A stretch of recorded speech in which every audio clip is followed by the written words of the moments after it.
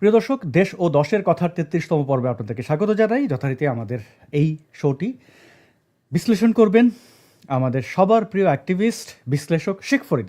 শেখ ফরিদ ভাই, আপনাকে স্বাগত জানাই, কৃতজ্ঞতা জানবেন আমাদেরকে সময় দেওয়ার জন্য। আপনি নিশ্চয়ই ভালো আছেন? হ্যাঁ, আগের থেকে ভালো আছি। ভালো আছি, আপনাকে ধন্যবাদ এবং আপনার রিপিট হচ্ছে। ওকে, দুঃখিত শেখ ফরিদ ভাই, রিপিট হচ্ছিল, টেকনিক্যাল একটু ইয়ে ছিল, এখন আর হবে না। তো শেখ ফরিদ ভাই, অনেকগুলো প্রসঙ্গ আজকে একে একে আপনার সামনে উত্থাপন করব এবং আপনি সেগুলোর বিশ্লেষণ করবেন, আমাদেরকে আলোকিত করবেন, সেই আশা করছি। এবং আমি দর্শকদেরকে একটু অনুরোধ করব যে আপনারা যারা যুক্ত হয়েছেন তারা একটু নিশ্চিত করবেন যে আমাদেরকে ঠিকঠাক দেখা যাচ্ছে, আপনারা শুনতে পাচ্ছেন, এবং যথারীতি যেটা বলি যে একটু শেয়ার করেই দিতে পারেন। এখন যেহেতু মাত্র শুরু হলো, আরও অনেকে আমাদের মাঝে যুক্ত হবেন, এটাই তো আশা করি, এবং বেশ ভালো একটা শো আপনাদেরকে উপহার দিতে পারবো বলে মনে করছি। প্রিয় দর্শক, আপনারা একটু কমেন্ট করবেন, আমি আপনাদের কমেন্ট পড়ার চেষ্টা করছি। যে অনেকেই ইতিমধ্যে লিখেছেন যে শুনতে পাচ্ছেন, তো সেটা নিশ্চিত করার জন্য ধন্যবাদ। এবং আমরা একটু ধীরে ধীরে দর্শকদের কমেন্ট, মির্জা কিছু একটা বলছেন, তুমি ঠিক আছে, কথা ঠিক আছে জানিয়েছেন। কেমন আছি জিজ্ঞেস করেছেন নাসির উদ্দিন। আমি ভালো আছি, অনেক ধন্যবাদ নাসির। শুনতে পাচ্ছেন এটি জানিয়েছেন রিয়াজ আপনার সহ সকলকে ধন্যবাদ। আমরা তাহলে প্রসঙ্গে চলে যাই, দেখি ভিডিও কি আছে আমাদের সামনে। প্রিয় দর্শক, দেখতে পাচ্ছেন একজন ব্যক্তি, তিনি জুলাই জঙ্গিদেরকে পরিচয় করে দিচ্ছেন, জুলাই জঙ্গিদের বাড়িঘর সম্পর্কে বলছেন। কি বলছেন আসলে একটু দেখি, কারণ সারা বাংলাদেশে এরা যেভাবে লুটপাট করেছে তা তো আমাদের কারোরই অজানা নয়। তবে আরেকটু না হয় জেনে নিলাম, শুনুন এই ব্যক্তির মুখ থেকে যে কি বলছেন তিনি। এনসিবির নেতার বাহার ঘর, এটা ওর বাহার ঘর দেখছেন কিরম? আর এনসিবির নেতা এই যে তাহলে কি পরিমাণ কামড়া হারছে, সাত করে বিল্ডিং দিয়ে আসছে, মানে নতুন দেশটা রাখছে না। যে কোনো ডিস্ট্রিক্ট, যে কোনো থানায় ফকিরনির ভূত না কোটি টাকার মালিক এত বড় বিল্ডিং কিবা দিল দেখো দেখা জন্য মানুষ দেখে আমি আস্তে আস্তে কইলাম ভিডিওটা শেয়ার করুন, দেশটারে বাঁচা। এই ব্যক্তি যা বলেছেন তা কি আসলে সত্যি বলেছেন কিনা তার প্রমাণ হচ্ছে আমরা বর্তমানে পত্রপত্রিকায় যা কিছু দেখতে পাচ্ছি তা চোখ কপালে ওঠার মতো। 50 লাখ থেকে শুরু করে 2 কোটি টাকা পর্যন্ত ঘুষ অভিযোগ জমা দুদকের কাছে, এটা আসিফ নজরুল। এবং এই খবরটি আমি বলছি দ্য ইন্ডিপেন্ডেন্ট টেলিভিশন বাংলাদেশের একটি পরিচিত টেলিভিশন, এবং তাদের পেজ দেখতে পাচ্ছেন 2.7 মিলিয়ন ফলোয়ার্স। তার মানে এটি অথেন্টিক। তো এই আসিফ নজরুল্লাহরা 2 লাখ টাকা 50 লাখ টাকা, সরি, এটা তো আবার ঘুষটা একটু বেশি খায়, 50 লাখ টাকা থেকে শুরু করে 2 কোটি টাকা পর্যন্ত ঘুষ নিত। মানে এটা তার হচ্ছে যে মাত্রা, অ্যামাউন্ট আর কি। এই অ্যামাউন্টের নিচে সে খাইতো না, এর উপরে হয়তো সে যাইতো না। এরপরে আরেকটি সংবাদ দেখুন, দুদকের সূত্র জানিয়েছে আসিফ মাহমুদের বিরুদ্ধে প্রায় 1,000 কোটি টাকার দুর্নীতির অভিযোগ আছে। বেশিরভাগ অভিযোগে ভুক্তভোগীদের নাম, ঠিকানা, তথ্য প্রমাণ সহ অভিযোগ করেছেন। এতে ঘুষ নেওয়া, বিদেশে অর্থ পাচার এবং বেআইনি বিটকয়েন লেনদেনে অন্তর্ভুক্ত। দেখতে পাচ্ছেন আসিফ মাহমুদ সজীব ভুঁইয়ার বিরুদ্ধে 1,000 কোটি টাকার দুর্নীতির অভিযোগ, এবং এই অভিযোগগুলো প্রমাণিত হবে। কারণ আমরা জানি জুলাই জঙ্গি মাহাদি হাসান, আত্মস্বীকৃত পুলিশ হত্যাকারী মাহাদি হাসান দিল্লিতে ধরা পড়ার পরে তার কাছে কিন্তু 40 লাখ টাকার ক্রিপ্টোকারেন্সি পাওয়া গেছিল। ক্রিপ্টোকারেন্সি যারা জানেন না, এটা এক ধরনের ডিজিটাল কারেন্সি। এক দেশ থেকে আরেক দেশে এই টাকা পাচারের ক্ষেত্রে এগুলো ব্যবহার করা হয়ে থাকে। এবং দেখুন তারা কিভাবে এই জুলাই জঙ্গিরা গুজব ছড়িয়েছিল ঢাকা বিশ্ববিদ্যালয়ে গণহত্যা হয়েছে এমন অভিযোগে। কিন্তু আপনারা জানেন গত 5 বছরও ঢাকা বিশ্ববিদ্যালয়ে কোনো হত্যার শিকার হন নাই। তো সেই গণহত্যার দেখেন কওমি খেদমত কর্মসংস্থান, কোন খেদমত কে জানে, Mizanur Rahman Azhari fans forum, RX Moin, সব মোল্লারা দেখুন মুখে আইসিসের পতাকা, এবং আমিয়ানা, সামিয়ানা, কত আনা, সব ঢাকায় শুধু গণহত্যা। এই দেখুন অ্যাডভোকেট জুমানা আফরোজ ঝুমা, গণহত্যা চলছে, হায়াল্লা খালেদ, পুরো একটা কি অবস্থা। হ্যাঁ, তো এই গুজববাজরা এইভাবে কিন্তু মিথ্যাচার করে এখন তারা কোটি কোটি টাকা দুর্নীতি করছে। মানে এবং এই চোরদেরকে একটু দেখাই, এই যে চোরের বাচ্চা চোররা দেখুন গণভবন থেকে চুরি করে বাড়িতে নিয়ে গিয়েছিল। এই চোরের বাচ্চাদের দেখে রাখুন, এই দেখুন মোল্লা, মুরগি চোর, কি সুন্নতি লেবাস করেছে মুরগি চুরি। শেখ হাসিনা কাদেরকে মানে যাই হোক। এই দেখুন আরেক গাছ চোর আপু, সাংবাদিক তাসনিম খলিলের বোন লুবাবা খলিলও ইচ্ছা প্রকাশ করেছিল যে আমি যদি গণভবনে যাইতাম পারলে আমি ডাকাত থাকলে চুরি করলাম মানে কত এলিট চোর দেখলাম। এই দেখুন আরেকটি আপু একটি গাছের টব নিয়ে চলে যাচ্ছেন মোড়া। তারপরে দেখুন ঘরের আসবাবপত্র মাথায় করে নিয়ে যাচ্ছেন। হ্যাঁ, এই চোরের বাচ্চাদের কে কে চেনেন, কার বাড়ি কোথায়, একটু একটু মনে রাখবেন, এদেরকে ভুলে যাবেন না। হ্যাঁ, হাঁস চোরের বাচ্চা দেখুন বাংলাদেশের পতাকা গায়ে। সংসদে বসে সিগারেট খাচ্ছিল। জি, সংসদে বসে সিগারেট খাচ্ছে। দেখতে পাচ্ছেন আরেক চূর্ণী, পিঠে জাতীয় পতাকা এবং ব্যাগে রয়েছে চুরির মালামাল। ঘড়ি চুরি চোর, গণভবনের এই দেখুন একের পর এক চোর। এই চোরদের চেহারাগুলো একটু মনে রাখবেন, কারণ এরা হচ্ছে ছোট চোর আর এরা হচ্ছে বড় চোর। কাইসার হামিদের মতো এলিট চোরে দেখালেন না? কাইসার হামিদের জন্য কি নিতে গেছিল? হ্যাঁ, এবং দীপক সুমন নামের এক দালাল হিন্দু আছে গোবিন্দ প্রামাণিকদের মধ্যে, এরকম অনেক চোর। তো এই চোরদের বাচ্চাদের ব্যাপারে কি বলবেন শেখ ফরিদ ভাই? এই যে চুরি করলো, এখন ক্ষমতার মসনদে থেকেও চুরি করলো, এখন যদিও বিদায় হয়েছে, তাদের ভবিষ্যৎ কি বলে আপনার মনে হয়? আসলে তারা তো তাদের ভবিষ্যৎ শুধু অন্ধকার করেনি, আমাদের দেশটার ভবিষ্যৎ অন্ধকার করে দিয়েছে। তাদের তো সর্বনাশ করেছি। আপনি কল্পনা করতে পারেন, হাঁস চোর, মুরগি চোর, টপ চোর, চেয়ার চোর, খেতা বালিশ চোর, ভাবা যায়? মানে ইউনুস, অন্তর্বাস এই চোর। হ্যাঁ, এই আদম ব্যাপার ইউনুস, এই বাটপার ইউনুস, এই কিস্তি বাবা ইউনুস 24-এর এই আন্দোলনের তথাকথিত আন্দোলনের মাধ্যমে একটা মুরগি চোর প্রজন্ম আমাদের সামনে হাতে তুলে দিয়ে গেছে। এবং এই মুরগি প্রজন্মের হাতে, কেসকি বান্দির পোলাদের হাতে ক্ষমতা দিয়ে গেছে। তার জন্যই দেখবেন আজকে ওই যে আমার ভাবির পোলা একটা দেখালেন, একটার বিরুদ্ধে 1,000 কোটি টাকার দুর্নীতির অভিযোগ, লিখিত অভিযোগ পড়েছে দুদক। আপনি কল্পনা করতে পারেন, 7 দিন যায় না এই সরকার, নতুন সরকার আসছে, অথচ দুর্নীতির পাহাড় তাদের বিরুদ্ধে। থাকতো শিবিরের মেসে, চলতো লোকাল বাসে, তাদের অ্যাকাউন্ট এখন 1,000 কোটি টাকা। ধরে নিলাম সেই গল্পের মতো, ঘটকের সেই গল্প যে পাত্রী বয়স কত, পাত্রী মায়ে বলে 9, পড়শিরা কত বলে 28, তো ঘটক তখন বললো যে না, তাহলে তো পাত্রী বয়স 18 হয়েছে। আপনি যদি এই 1,000 কোটিকে 500 কোটিতে আনেন, তাহলে বিষয়টা কি দাঁড়াইলো? আর 1,000 কোটিকে আমরা অস্বীকারও করতে পারতেছি না, কারণ তারই পিএস 150, 200, 300, 400 কোটি টাকা মেরে দিয়েছে, আমরা দেখেছি। এবং বহাল তবিয়তে ছিল, তাদের শাস্তি হয় নাই, জেল হয় নাই, কিছু হয় নাই। তো এরা 1,000 কোটি টাকা মারতেই পারে। আর আসিফ সারকে যেটা দেখাইলেন, আসিফ সার 50 লক্ষ থেকে 2 কোটি টাকা, 50 লাখের নিচে এলিট আর কি, ওই বিএনপির মতো শেষরা চাঁদাবাজ না আর কি। বিএনপিদের চরমনায়ের পীর শেষরা চাঁদাবাজ বলে, এই যে দেখছেন, এই আরেক দেখেন আবার এই যে আরেক এলিট চোর, ঠিক আছে, এলিট চোর। অথচ তার মায়ের লেখা মুক্তিযুদ্ধের বই আমরা বিক্রি করেছি, ঠিক আছে। এই হচ্ছে এরা কিন্তু এরা কিন্তু তখন পাকিস্তান ছিল, পাকিস্তান থেকে তারা কিন্তু তার বাবা তাকে কাঁধে করে নিয়ে হিন্দুকুশ পর্বতে কিভাবে আফগানিস্তান থেকে পার হয়েছে এই গল্প লিখেছিল তার বইয়ে, তার মা। যাই হোক, সেটা অন্য বিষয়। তার মা নাকি কে যেন এটা লিখেছে, একজন লেখক, এই মুহূর্তে মনে পড়তেছে না। মানে তাদের পরিবার থেকে সম্ভবত বইটা বেরোয়ছিল।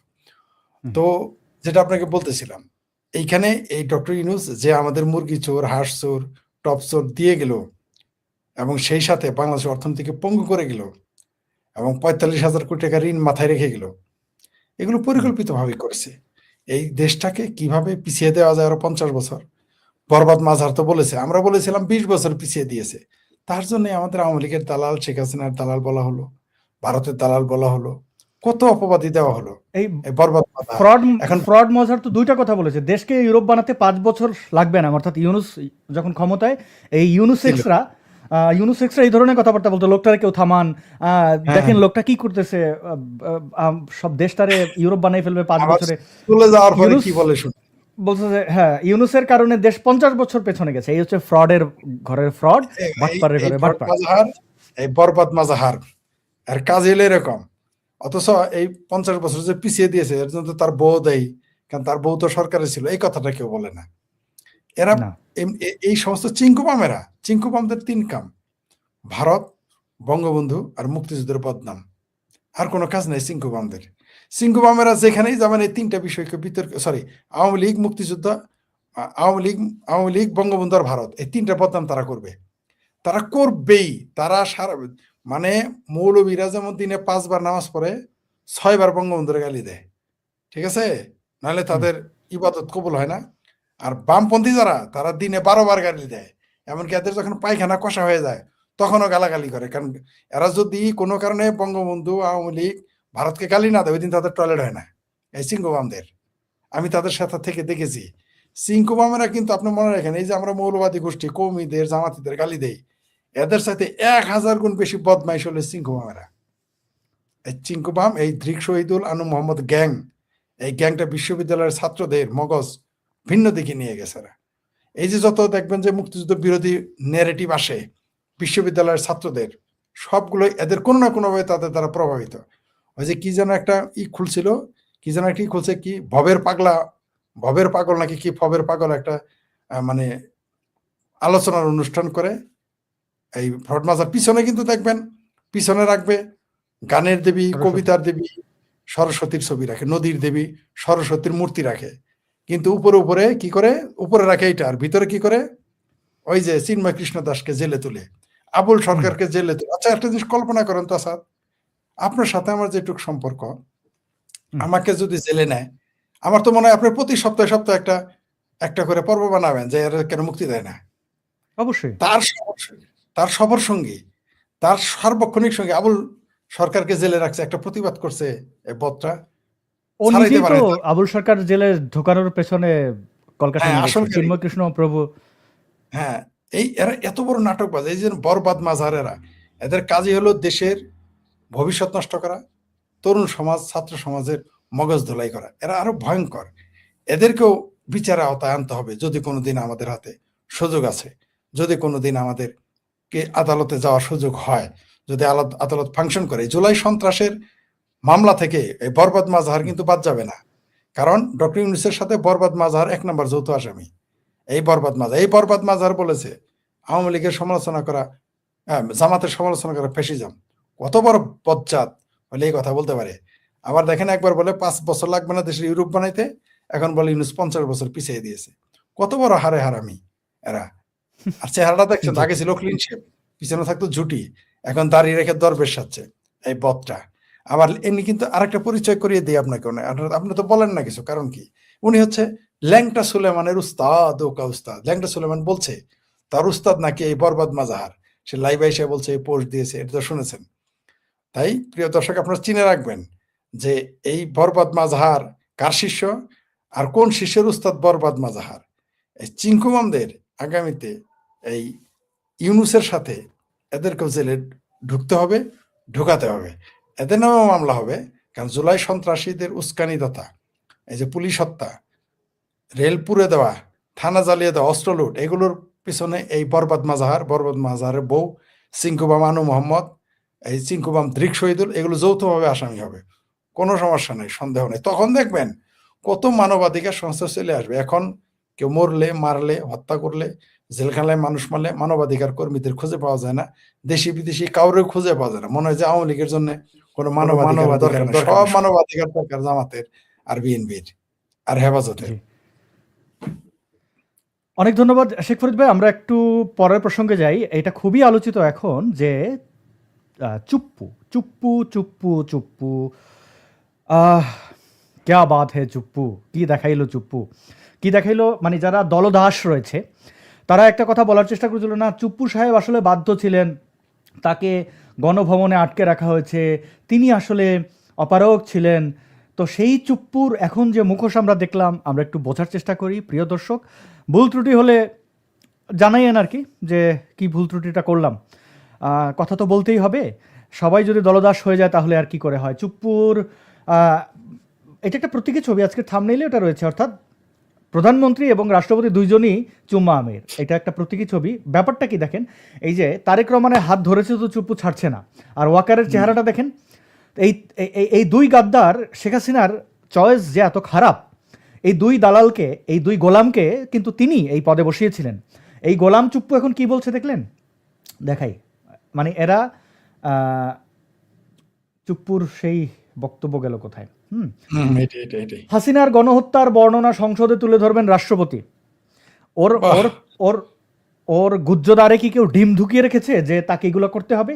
এগুলো হচ্ছে স্রেফ দালালি। এবং ত্রয়োদশ সংসদে সংসদের প্রথম অধিবেশন শুরু হচ্ছে আগামী 12ই মার্চ।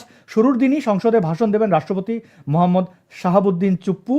রাষ্ট্রপতির ভাষণে এবার প্রাধান্য পাচ্ছে ফ্যাসিস্ট শেখ হাসিনার 15.5 বছরের দুর্নীতি, অনিয়ম ও অপশাসনের বিষয়গুলো। তো এই চুপ্পুর দালালি নিয়ে আপনি কিছু বলবেন?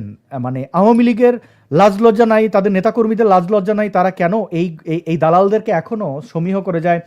এই হাসান মাহমুদের মতো দালালদেরকে তারা এখনো মনে করে যে না, এখন দুঃসময় দলের, তো তাদের দেশে পাঠিয়ে দিক।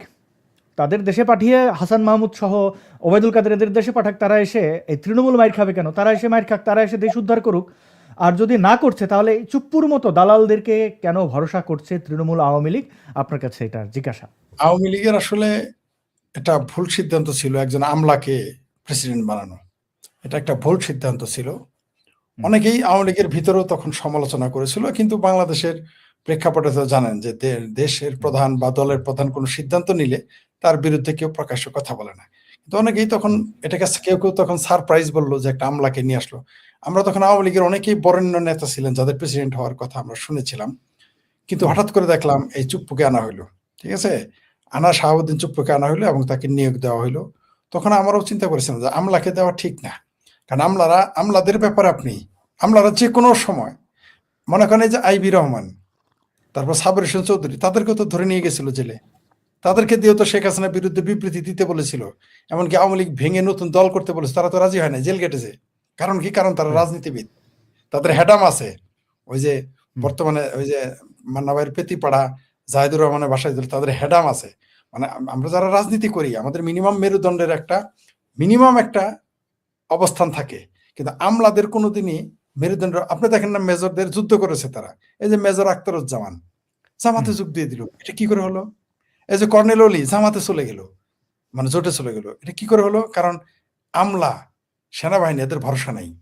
আমি বরাবরই বলে আসছি যে বাংলাদেশ নয়, তৃতীয় বিশ্বে মৌলবাদী শক্তি এবং মিলিটারি কোনোদিনই গণতন্ত্রের পক্ষে কাজ করবে না। আর বিশেষ করে আওয়ামী লীগের জন্য তো নয়। আওয়ামী লীগের প্রধান শত্রু কিন্তু মোল্লা আর মিলিটারি, এটা আওয়ামী লীগদের বুঝাইতে পারি না। অনেকে এটা বলে রাগ করে, বলে যে না না এইভাবে বললেন না, আমাদের ভোট কমে যাবে।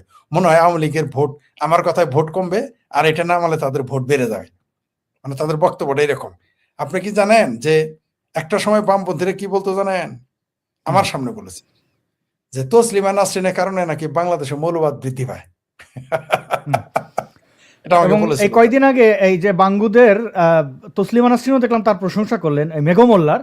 সে একদম স্পষ্ট করে আমার নাম নিয়ে লিখেছে যে বাংলাদেশে জঙ্গিবাদ নাকি আমার কারণে তারা এই বাড়ছে। মানে মেঘমোল্লার, আমি ঠিক আছে আপাকে আমি জানাবো, এই মেঘমোল্লার যারা পীর তারা প্রত্যেকেই আমাকে বলেছে বাংলাদেশে মৌলবাদ স্প্রেড করেছে তসলিমা নাসরিনের জন্য। আমি নাম ধরে ধরে বলতে পারবো। তারা প্রত্যেকেই মেঘমোল্লার পীর, এবং মেঘমোল্লাও তা বিশ্বাস করে, যদিও তসলিমা আপা। আমি দেখেছি সেই পোস্টটা। যেহেতু একটা মানুষ মরতে বসেছিল, আমি তাকে নিয়ে আর সমালোচনা করি নাই, কারণ এরা মানুষ মরতে গেছে মানে কি, সে চরম হতাশ, তাকে আর কি বলবো আমি, কারণ একে তো হতাশ হইতেই হবে। এরভাবে নিয়মিত ইয়াবা টিউবা খেলে তো সুইসাইডের টেন্ডেন্সি তৈরিই হয়। যেটা বলতেছিলাম সেটা হলো যে চুপ্পুর কথা যেটা বললেন, এই লোকটা মানে পরশুদিনও যখন আপনার সাথে পরশুদিন না কালকেই বোধহয় আমরা একটা লাইভে আমরা ছিলাম, আমি সেখানে চ্যানেল 16 কিছু কিছু ব্যাপার আপনার সাথে আমার দ্বিমত ছিল, কিন্তু আমি দেখলাম আপনি সঠিক। একেবারে 24 ঘন্টা পার হয় নাই চুপ্পু সাহেব শেখ হাসিনার বিরুদ্ধে তিনি এখন বয়ান দিবেন, অনেকটা ওই হেফাজতিদের মতো। হেফাজতকে দুধ কলা দিয়ে তারা পারল আওয়ামী লীগ, এখন সেই হেফাজত সবার আগে শেখ হাসিনা ফাঁসি চেয়েছে। ঠিক তেমনি চুপ্পু সাহেব আইসা এখন শেখ হাসিনার নামে, আমরা আওয়ামী লীগ না করেও সারাদিন শেখ হাসিনার বন্দনা গাইতেছি, আর চুপ্পু সাহেব আওয়ামী লীগের প্রেসিডেন্ট, শেখ হাসিনার বিরুদ্ধে কথা বলবে। এই প্রেসিডেন্ট শেখ হাসিনার প্রেসিডেন্ট, আওয়ামী লীগের প্রেসিডেন্ট, মানে এটা তাদের একই সাথে দুর্ভাগ্য। এই ব্যাপারে সম্ভবত গফফার চৌধুরী নাকি আহমদ সভা বলেছিলেন যে আওয়ামী লীগের শত্রু আওয়ামী লীগের শত্রু, কিন্তু আওয়ামী লীগ যারা শত্রু মনে করে তারা না। কারণ আওয়ামী লীগ কেন বলছে এটা? আওয়ামী লীগ সিদ্ধান্ত নিতে ভুল করে, আওয়ামী লীগ বরাবরই তার বন্ধুর সাথে খারাপ আচরণ করে, এবং যারা তার বন্ধু নয় তাদেরকে কাছাকাছি আনে। এবং আমি বইটার নাম ভুলে গেছি, তিনি তার আত্মজীবনীতে নিজে লিখেছেন, সেই লেখক যিনি এই ঘটনা দেখেছেন। তিনি বঙ্গবন্ধুর কাছে গিয়েছিলেন তাকে খবর দিতে যে 15ই আগস্টের পরিকল্পনার কথা।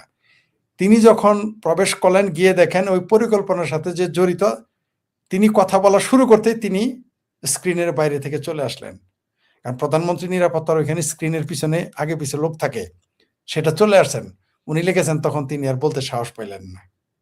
আপনাকে যে মারবে, আমি যদি গিয়ে দেখি আপনার সাথে কথা বলতে আপনার ড্রয়িং রুমে সে বসে আছে, আমি কি তখন বলতে পারবো? সম্ভব না। আওয়ামী লীগ বরাবরই এই ভুলটা করেছে, বরাবরই, এখনো করে, এখনো দেখবেন আপনি আওয়ামী লীগ বরাবরই এই ভুলটা করে আসতেছে। তারা শত্রুকে বন্ধু বানায়, বন্ধুকে শত্রু। এই ব্যাপারে আবার জামাত খুব শেয়ানা।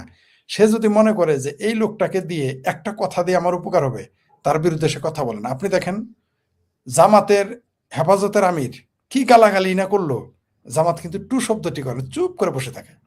বরং উল্টা বলে, আমরাই তো চাইছিলাম হেফাজতের আমিরকে উপদেষ্টা বানাবো, কিন্তু তিনি বয়স কথায় বানাই নাই, এইভাবে তেল মারে।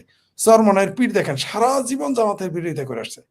সেই চরমনাই চামড়ানাই পীরের কিন্তু 6 মাসের জন্য হায়ার করছিল। বিএনপিকে কি গালি গালাজ করেছে চরমনাই পীরকে দিয়ে, এগুলো আবার জামাত খুব ভালো বোঝে। মানে সে তার প্রতিপক্ষ পক্ষ এগুলো খুব ভালো করে বোঝে। আপনি দেখেন চিঙ্কুবাম, তারা কিন্তু চিঙ্কুবামদের আসলে পছন্দ করে না। এই যে মেঘো মোল্লার কথা বললেন, মেঘো মোল্লা, আমি তাকে নাম দিয়েছি মেঘো মোল্লা বসু। এই মেঘো মোল্লাকে 5,000 ভোট দিয়েছে, দেখতে পাচ্ছেন তো পুরস্কার দিয়েছে কি, সামসামি করার জন্য তারা 5,000 ভোট দিয়েছে। নীল ক্ষেতের ছাপ্পা মারা ভোট। বামপন্থীরা কোনোদিন 5,000 ভোট পাবে? এটা এটা তো ঢাকা শহরে পুরান ঢাকার যে ঘোড়া আছে, পুরান ঢাকার যে ঘোড়াগুলো আছে না, সদরঘাটে চলে, ঘোড়াও তো বিশ্বাস করবো না। মানুষ তো দূরের কথা, 5,000 ভোট ঢাকা বিশ্ববিদ্যালয় দিবে মেঘো মোল্লাকে? আমরা তো এগুলো বুঝি। তো বাংলাদেশে এই চুপ্পুকে নিয়োগ দেওয়াটা ভুল ছিল, ভুলের খেসারত কিন্তু আমরা যেমন তার সমালোচনা করতেছি, খেসারতটা কিন্তু আওয়ামী লীগকে আগে দিতে হচ্ছে। এই পরিণতি যেমন হেফাজত সবচেয়ে বেশি ক্ষতি এখন আওয়ামী লীগেরই করতেছে। এই প্রেসিডেন্ট দেখেন 12 তারিখে কেউ কেউ তো প্রশংসা করেছে, আমি বলছি না একটু দেখি, একটু ছাড় দেই, 24 ঘন্টা পারে না সে শেখ হাসিনার বিরুদ্ধে কথা বলতেছে। তার মানে কি? মানে হলো যে এই যে এই শাহাবুদ্দিন রহমান চুপ্পু, আর একটা মজার বিষয় আছে, তিনি কিন্তু বলতেন যে তার নাম যেন চুপ্পু না বলা হয়, এই নামটা যেন কাইটা বলা হয়। মনে আছে তো? ওই যে পাকিস্তানের একজন জামানা ছিল, সে মির্জাফরের বংশধর, সেটা যেন গোপন করা হয় বলছিল। তিনি চুপ্পু সাহেব বলতো কি তার নামটা যেন চুপ্পু না বলা হয়, কিন্তু মানুষ তার চুপ্পু হিসেবেই জানে, তার আসল নামকে আমিও জানি না, মাঝে মাঝে ভুলে যাই। ঠিক আছে, শাহাবুদ্দিন, মোহাম্মদ এইটা শাহাবুদ্দিন। হ্যাঁ, তিনি হীনমন্যতায় ভোগেন। তবে তিনি দেশের প্রেসিডেন্ট ছিলেন, হেড অফ দ্য স্টেট ছিলেন। তার সাথেও যে বেআইনিটা করা হয়েছে, এই কারণে একটা কাজ ভালো হয়েছে, তার স্টেটমেন্টটা কিন্তু আমাদের কাজে দিবে। তার স্টেটমেন্টের মাধ্যমে আমরা কিন্তু অনেক লোকের বিরুদ্ধে মামলা করতে পারবো, সরকার করতে পারবে, জেলে দিতে পারবে, ফাঁসি হয়ে যাবে তার কথাতেই। তিনি কিন্তু তিনি কিন্তু ওই যে আমাদের অঞ্চলে একটা কথা আছে, ফাটা বাঁশের সিপাহি ভরে গেছে। চুপ্পু কিন্তু মতান্তরে নিজেও বিপদে পড়তেছে, আস্তে আস্তে নিজেও একসময় বিপদে পড়বে। অলরেডি জামাতারা তার অভিশংসন চেয়েছে, আবার ভাবির পোলারা তো তাকে গ্রেপ্তার করতে বলেছে। তারপর আপনার এক একজন এক এক কথা বলতেছে। তার এই মুহূর্তে উচিত বিএনপি তাকে দিয়ে এখন গেম খেলবে এবং তিনি সেই খেলায় অংশ নেবেন। এখন তো তার অন্তত জেলে যাওয়ার ভয় নাই, মেরে ফেলার ভয় নেই। এখন তো একটি যেভাবে নির্বাচন হোক, একটি নির্বাচন হয়েছে, এখন তো তাকে হত্যা করবে না। তারপরও তিনি কেন এই ভাষায় কথা বলতেছেন, সেটা 12 তারিখে আরো সুস্পষ্ট হয়ে যাবে। তার বক্তব্যের মাধ্যমে তার গাদ্দারিটা আরো সুস্পষ্ট হয়ে যাবে।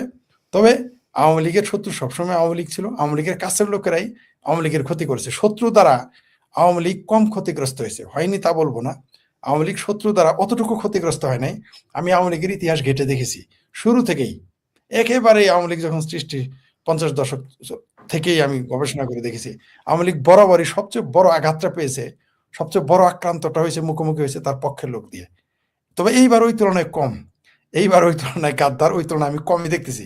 কম বলেই শেখ হাসিনা বেঁচে যেতে পেরেছেন, নাহলে মারা যেতেন, এটাও আমি আবার নিশ্চিত। আর সেনা প্রধানের যে নিয়োগটা বললেন, রাজনীতিতে, ব্যবসায়, যুদ্ধে আত্মীয়তা চলে না ভাই। আমরা তো শেখ হাসিনার আত্মীয় না, আপনি তো শেখ হাসিনার আত্মীয় না, আপনি আওয়ামী লীগ করেন না, আমি আওয়ামী লীগ করি না। এখানে মতাদর্শের ব্যাপার, রাজনীতিতে মতাদর্শ। জামাত দেখেন এই ব্যাপারে আপনার কিন্তু জামাতের আমরা সমালোচক, কঠোর সমালোচক, কিন্তু জামাতের একটা বিষয় আপনাকে প্রশংসা করতে হবে। আপনি দেখেন জামাত তার মায়ের পেটের ভাই লোক চাকরি দিবে না যদি জামাত ইসলাম না করে, শিবির না করে, চাকরি দিবে না ইসলামী ব্যাংকে। আপনি ইসলামী ব্যাংকে আওয়ামী লীগ তো বহুত দূর কি বাদ, একটা বিএনপির লোককে আপনি পারবেন না। এটা আমি প্রুফ করার জন্য একবার গিয়েছিলাম, আমি প্রুফ করার জন্য বিএনপির লোককে চাকরি দেওয়ার চেষ্টা করেছিলাম, বিএনপি পন্থীকে প্রুফ করার জন্য। পয়সা ঘুষ দিয়েছিলাম, আপনি জানেন ঘুষটা অবশ্য ফেরত দিয়েছে, ইমানদার বেঈমান ঘুষটা ফেরত দিয়েছে, চাকরি কিন্তু দেয় না, বিএনপি লোক চাকরি দেয় না। আপনাকে জামাত হইতেই হবে, নাহলে আপনাকে ইসলামী ব্যাংকে you believe it or not. আর একটা কথা বলি, এই জামাতে ইসলামীরা রাজাকার আলবদরদের স্বাক্ষর দিলে ব্যাংকে লোন দেয়, আপনি জানেন? আমি সাক্ষী। মনে করেন পুরনো রাজাকার আলবদর যারা ছিল 20-30 বছর আগে, তাদেরই কমান্ডে আপনি ব্যাংকে গেলে আপনাকে লোন দিয়ে দিত। হাস্যকর ব্যাপার, যা বাংলাদেশ আর কোথাও নাই। মানে এটা হাস্যকর ব্যাপার, মানে ভাবতেই পারবেন না এটা। আপনি কিন্তু আওয়ামী লীগ ক্ষমতায় থাকলে আওয়ামী লীগের কোনো নেতার সাইন নিয়ে গেলে আপনাকে লোন দিবে না। বিএনপি ক্ষমতায় থাকলে বিএনপি নেতার রিকমান্ড নিয়ে গেলে আপনাকে কিন্তু লোন দিবে না। কিন্তু ইসলামী ব্যাংকে আপনি যদি একটা জামাতের রুকনের জেলা কমিটি আছে না, বড় নেতা জেলা কমিটির সভাপতি সেক্রেটারি সাইন নিতে পারেন, লোন হয়ে যাবে ইসলামী ব্যাংক থেকে। এটা আমাদের বাংলাদেশের মানুষ বুঝতে পারে না। এই ব্যাপারে এদের কাছ থেকে আবার আওয়ামী লীগ বিএনপি শেখার আছে। জামাত কিন্তু কোটি টাকা ঘুষ দিলেও কোন আওয়ামী লীগ বিএনপি লোকের চাকরি দিবে না, সুবিধা দিবে না। কিন্তু বিএনপি আওয়ামী লীগ 5 লাখ টাকা ঘুষ দিলে নিজের কর্মীর বুকে লাথি দিয়ে জামাতের কর্মীরা চাকরি দিবে। আমার এলাকায় জামাত যে প্রতিষ্ঠিত হয়েছে জামালপুর জেলায়, এটা অপ্রিয় হলেও সত্য। এগুলো পুরো জামালপুর জেলায়, শুধু একটা আসনে বললেন, পুরো জামালপুর জেলাতে আমি দেখেছি হয় জামাত কখনো, এটা আমি দায়িত্ব নিয়ে বলতে পারি, কারণ এটা আমি জামালপুর জেলার, হয় বিএনপি শেল্টারে ছিল, না হয় আওয়ামী লীগের শেল্টারে ছিল, থেকে তারা প্রতিষ্ঠিত হয়েছে আর্থিকভাবেও রাজনৈতিকভাবেও। আমি গবেষণা করে, আমার তো বই হয়তো এই বছর আসবে, আর অবশ্যই সেটা আপনিও জানবেন, কারণ আপনি তো সবার আগে জানবেন। আমার ওই বইগুলোতে আমি লিখেছি কিভাবে জামাত বাংলাদেশে প্রতিষ্ঠিত হয়েছে। প্রথমে শুরু করেছি আমার জেলা দিয়ে, তারপরে বিভিন্ন জেলার উদাহরণ দিয়েছি, কিভাবে তারা আওয়ামী লীগকে বায়াস্ট করে তার কাঁধে চড়ে, শুধু যে আমরা বলি না যে বিএনপি তাকে প্রতিষ্ঠিত করেছে, এটা সত্য, পরগাছা হিসেবে তাকে কাঁধে নিয়েছে, কখনো কুলে নিয়েছে, আর আওয়ামী লীগের ভিতরে তারা ঢুকে গেছে, আওয়ামী লীগ বুঝতে পারে নাই। কোনো কোনো সময় যেমন একটা উদাহরণ দেয়, আমার জেলাতে ঘটেছে, বঙ্গবন্ধুর জন্মদিন যে গিয়ে আমি দেখি ছাত্র শিবির করা লোক উপস্থাপক, আমি হাসতে হাসতে আমার দম বন্ধ আসছে। এই জামালপুরে কি এতই একটা অভাব পড়ে গেল, একটা উপজেলায় কি অভাব পড়ে গেল ছাত্রলীগের নেতা যে শিবিরকে এনে তোমার, তাও বঙ্গবন্ধুর জন্মদিন, এটা ভাবা যায়? এবং অদ্ভুত ব্যাপার, সেটা আবার পোস্ট দিয়েছে সেই নেতারা, এমন না যে আমি মুখে বলছি, এখন ডিজেবল করে রাখছে হয়তো। হাস্যকর ব্যাপার। আমার সাথে সম্পর্ক সবারই ভালো, আমি যে দায়িত্ব নিই, এরকম শুধু এখানে না, আমার কাছে এখন অন্তত 20 জন আমার কাছে লিখেছে, তারা আওয়ামী লীগের আমলে আওয়ামী লীগ দ্বারা নির্যাতিত, মানে চাকরি পায় নাই, তাদের চাকরি অন্য বিএনপির চাকরি দিয়েছে, না হয় জামাতকে চাকরি দিয়েছে। একজন জামাতকে তো চাকরি দিয়েছে, ওটা তো আমি জানি, 2-3 জনকে দিয়েছে, ওটা আমি দেখেছি, আমি নিজের চোখে দেখেছি। আমার এলাকার কথা বলি, আমি একদিন বসে আছি, দেখি যে শিবির করার লোক সে আওয়ামী লীগের সবচেয়ে ক্ষমতাবান ব্যক্তির সাথে বসে আছে। আমার চোখ কপালে উঠে গেছে, এটা কি করে সম্ভব? শিবির করা লোক আওয়ামী লীগের অফিসে, জীবন আমি কিন্তু কোনোদিন আওয়ামী লীগ অফিসে ঢুকি নাই। আমি কিন্তু সরিষাবাড়ির আওয়ামী লীগ অফিসের সামনে থাক, যেহেতু আমার চাচার দোকান ছিল পাশে আওয়ামী লীগের সেমি অফিস, আর আওয়ামী লীগের অফিসে তো কোনোদিন আমি ঢুকি নাই। কিন্তু শিবিরের লোক আওয়ামী লীগের অফিসে ঢুকে আছে এবং পা তুলে বসে আছে, বরং আমি উল্টো দিকে পা তুলে বসছি, আমার বয়স অনেক কম, আমি আমার চাচার দোকানে পা তুলে বসে আছি, দেখে সে বিচার দিচ্ছে আওয়ামী লীগের লোকজনের কাছে, যে লোক ক্যাঠা আমার সামনে এরকম পা তুলে বসে থাকে। আমি হাসতে হাসতে আমি বললাম যে আমি কারা, তোর বাপের জিজ্ঞেস করিস আমি কারা, তোর বাপকে জিজ্ঞেস, তোর বাপ জানে আমি কে। যাই সেটা অন্য প্রসঙ্গ। এইভাবে জামাত এই দিকে আপনাকে প্রশংসা করে, জামাত কিন্তু আপনাকে চাকরি দিবে না। জামাত কোনোদিনই আপনি এই দেখেন ল্যাংটা সুলেমানের, তারা এখন ল্যাংটা সুলেমানের পীর বানায় রাখছে, ল্যাংটা সুলেমানের দেশে আনে না কেন?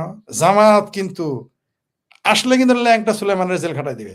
ওরাও কিন্তু ওই যে কি করবে, ওই ফ্রড মাজানের মতো ল্যাংটা সুলেমানের জড়াই ধরে বুকে আর পিঠে ছুরি মেরে দিবে।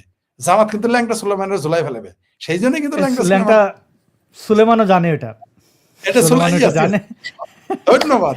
সবচেয়ে মজার বিষয় এই কথা, ল্যাংটা সুলেমানও জানে। ল্যাংটা সুলেমান কিন্তু বিএনপি ডরে না, আওয়ামী লীগের ডরে না, ল্যাংটা সুলেমান কোনোদিনই বাংলাদেশে আসবে না জামাতের ডরে, কারণ তারা জানে গোলাম আজমের। জি বলেন শেখ ফরিদ ভাই, চোখ খুব মারাত্মক জিনিস। আপনি গতকালকে আমরা যে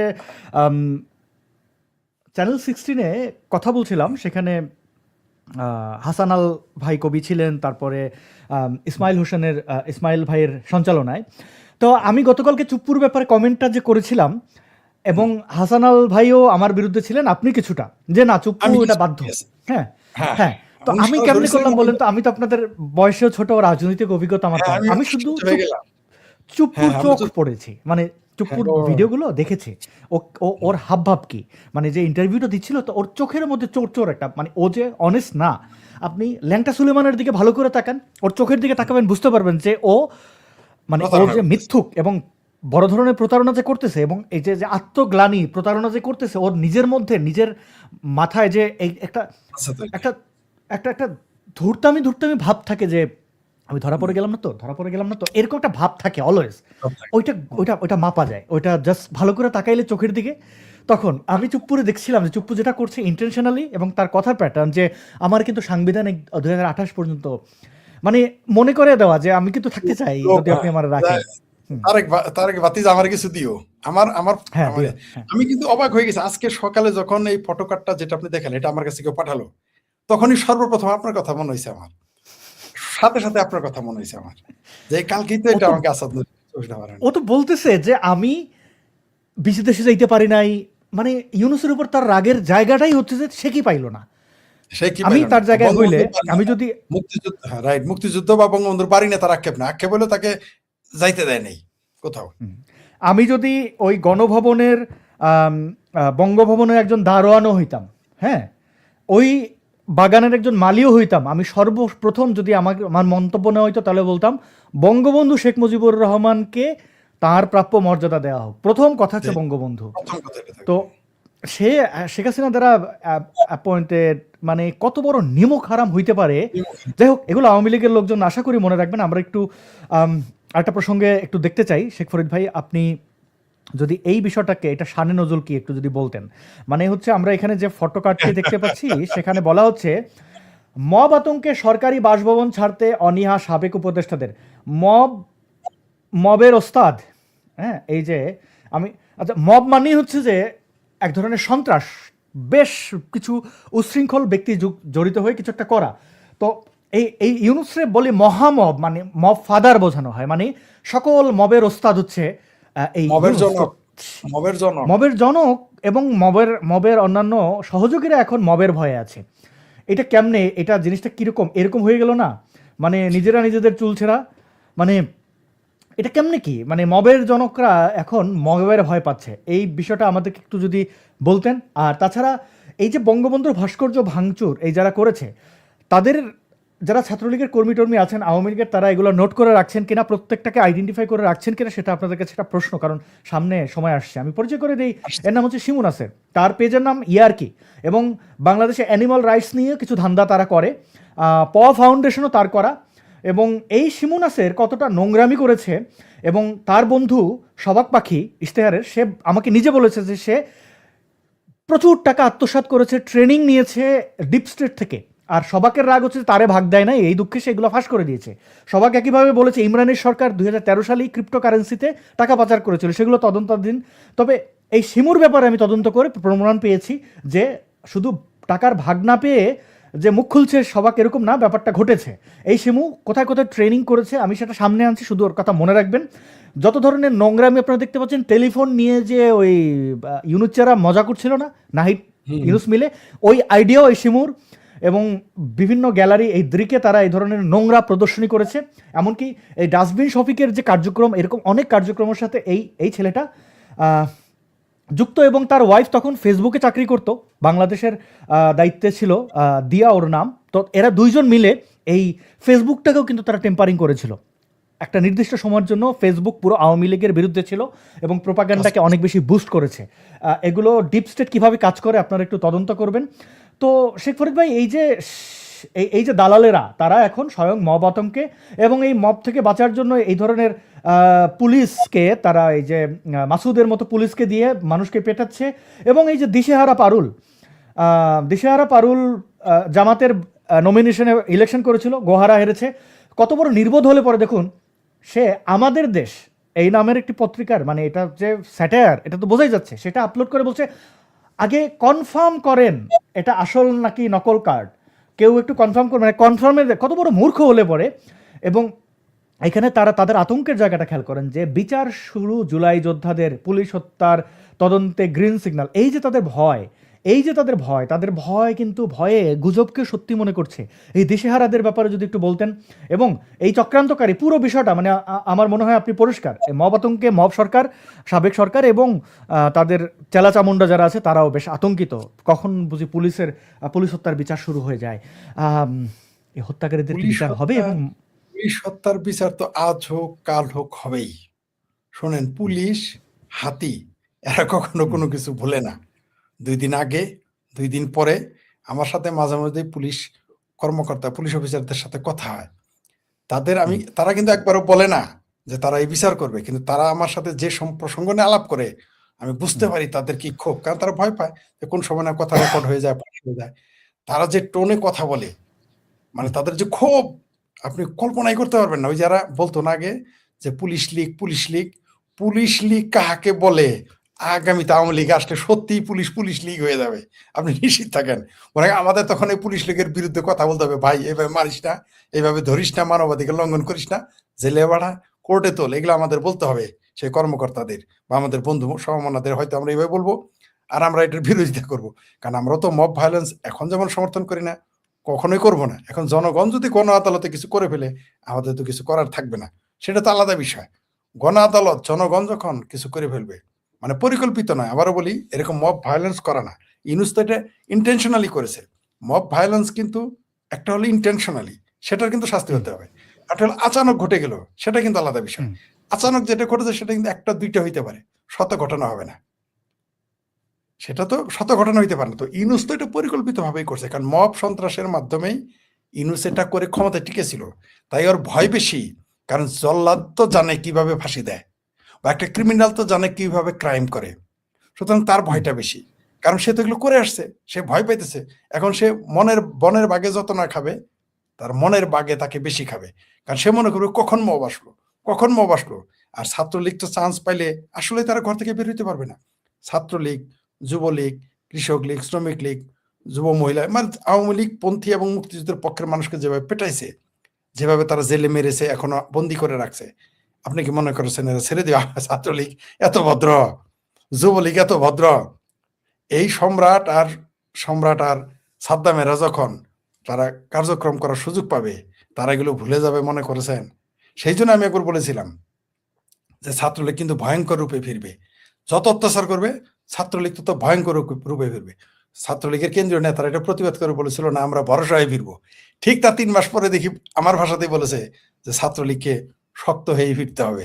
কারণ এরা তো এগুলো করেছে, রিটার্ন তো তারা পাবে। প্রকৃতির কিছু ব্যাপার আছে, টিট ফর টাট বলতে কিছু কথা আছে, আপনি এগুলো এড়িয়ে যেতে পারবেন না। এরা ভয় পাচ্ছে, এরা জানে। আমার ভাবির পোলারাও ভয় পাইতেছে যে এখন তো আব্বা ইউনুস নাই, ভাইয়া ওই যে কি জানো ওয়াকার ফোয়াকার নাই, তাহলে এখন তো একটা কিছু ঘটতে পারে। কারণ বিএনপি তো তাদেরকে অতটুকু আশ্রয় দিবে না, প্রশ্রয় দিবে না যতটুকু ইউনুস তো তাদের কোলের ছেলে, তাদের পেটের সন্তান, ওয়াকারের পেটের সন্তান ছিল। কিন্তু হুম। বিএনপি তো তাদের সৎ ভাই হিসেবে দেখবে বা খালাতো ভাই হিসেবে দেখবে, ভাই বা সন্তান হিসেবে দেখবে না। তাই তাদের ভীতি কাজ করতেছে। আর অলরেডি শুরু হয়ে গেছে, ওই যে হান্নান মাসুদের নাকের বদনা, কপালের বদনা উল্টাই ফেলেছে বিএনপিরা। এটা ঘটবে, আস্তে আস্তে এগুলো ঘটবে। পাটোয়ারির বিরুদ্ধে ঘটতেছে, ঘটবে, এগুলো ঘটতেই থাকবে। কারণ এগুলো আপনি ঠেকিয়ে রাখতে পারবেন না। কারণ যে কোনো অপরাধ পে করা ছাড়া যাইতে পারবে না, তাকে শাস্তি পেতেই হবে। সে ন্যাচারালি হোক আর পরিস্থিতির শিকার হোক, তাকে মুখোমুখি হইতেই হবে এই দেশের জনগণের। কারণ এদের অপরাধের পাল্লা এত ভারী, নিজেরাই দেখেন ভয় পাচ্ছে। অথচ উপদেষ্টা হিসেবে এরা স্বাভাবিকভাবে ঘোরা, এরা ওদের বলেন নিজের এলাকায় যাইতে, কেউ যাইতে সাহস পাবে না। ঢাকায় থাকতে সাহস পাইতেছে না, দেখেন না সরকারি বাসা ছাড়তেছে না। কিন্তু আজ হোক কাল হোক বাসা ছাড়তে হবে। নিশ্চিত থাকেন, এরা হয় পালায় যাবে, না হয় তারা যাদের প্রতি তারা ক্রূর ছিল, রূঢ় ছিল, যাদের প্রতি তারা অবিচার করেছে, এরা তার হুম। প্রতিশোধ নিবেই। এদেরকে বিএনপি ঠেকায় রাখতে পারবে না। আর বিএনপি ঠেকাবে কেন? মানে পুলিশ দ্বারাই তো একটা সরকার চলে, এবং পুলিশের সাথে যে অন্যায়টা হয়েছে এটার তো কোনো প্রশ্নই আসে না যে সেটা ছাড় দেওয়া হবে। অনেকেই কমেন্ট করছেন। প্রত্যেকে ধন্যবাদ যারা কমেন্ট করছেন, আরও বেশি বেশি কমেন্ট করুন। আমি কমেন্টগুলো পিন করে রাখবো, বাছাইকৃত কমেন্টগুলো পড়াবো। আম, তারপরে আপনাদের পক্ষ থেকে কোনো পরামর্শ থাকলে, কোনো আম, নির্দেশনা থাকলে অবশ্যই আমাদেরকে জানাবেন। শেখ ফরিদ ভাই, আমরা একটু আহ, আরেকটা বিষয় দেখতে চাই। সেটা হচ্ছে বাংলাদেশের যে এই পরিস্থিতি, এই পরিস্থিতি থেকে উত্তরণের জন্য আসলে আমাদের একটু অপেক্ষা করতে হবে। অনেকেই জিজ্ঞেস করেন যে চিন্ময় কৃষ্ণ প্রভুর মুক্তি হবে কবে। আমি বলবো একটু সময় নিন। ব্যারিস্টার সাইদুল হক সুমন তার মুক্তির ব্যাপারটা তো আমি বলবো একটু সময় নিন। একটু সময় তো দিতেই হবে। সরকার আসলে কোন দিকে যাচ্ছে, তারেক জিয়ার উদ্দেশ্যটা আসলে কি, সে প্রতিহিংসার রাজনীতি অলরেডি শুরু করেছে, শেখ হাসিনাকে বিভিন্ন মামলায় প্রধান আসামি করা হচ্ছে। তো আমাদেরকে আরেকটু দেখার জন্য অপেক্ষা করতে বলবো এবং সচেতন থাকবেন। কোনোভাবে জুলাই জঙ্গি সহ কোনো সন্ত্রাসীকে প্রশ্রয় দেবেন না। বিএনপির মধ্য থেকেও সন্ত্রাসী তৈরি হবে, নতুন নতুন সন্ত্রাসী তৈরি হবে। কোনোভাবে যেন আপনি আপনার মাটি কামড়ে থাকেন, ছেড়ে না দেন। আওয়ামী লীগের নেতাকর্মীদের উচিত তাদের দলীয় নির্দেশনা অনুযায়ী যে আপনি দেশে ফেরেন যার যার জায়গা থেকে, সেটা ফেরা। এবং যে নেতারা আপনাদেরকে ফেলে পালিয়ে গেছিল, এই পুরো দুঃসময়ে খোঁজ নেয় নাই, তাদেরকে আসলে তৃণমূলের কাছে অনুরোধ থাকবে, আমি কাউকে জুতোপেটা করার কথা বলতে পারি না, গায়ে হাত তোলার কথা বলতে পারি না, কিন্তু আপনারা জানেন কি করতে হবে, কিভাবে এদের শাস্তি দেওয়া উচিত। যে বিপদে ছিল না, যে সারা এই 17টা বছর লুটপাট করেছে, মানুষের কাছে আওয়ামী লীগকে বিতর্কিত করেছে, চোরের দল হিসেবে প্রমাণ করেছে, যারা এই গত ইলেকশনে ভোট বাণিজ্য মানে আসন বিক্রি করেছে, কোটি টাকায় এমপি পদ বিক্রি করেছে। আমি এরকম 10টা পদের কথা বলে দিতে পারবো। 10টা জায়গার এমপি যারা টাকা দিয়ে কিনেছে আমাকে সরাসরি স্বীকার করেছেন। তো এরকম ব্যক্তির কাছে কারা টাকা দিয়ে বিক্রি করলো?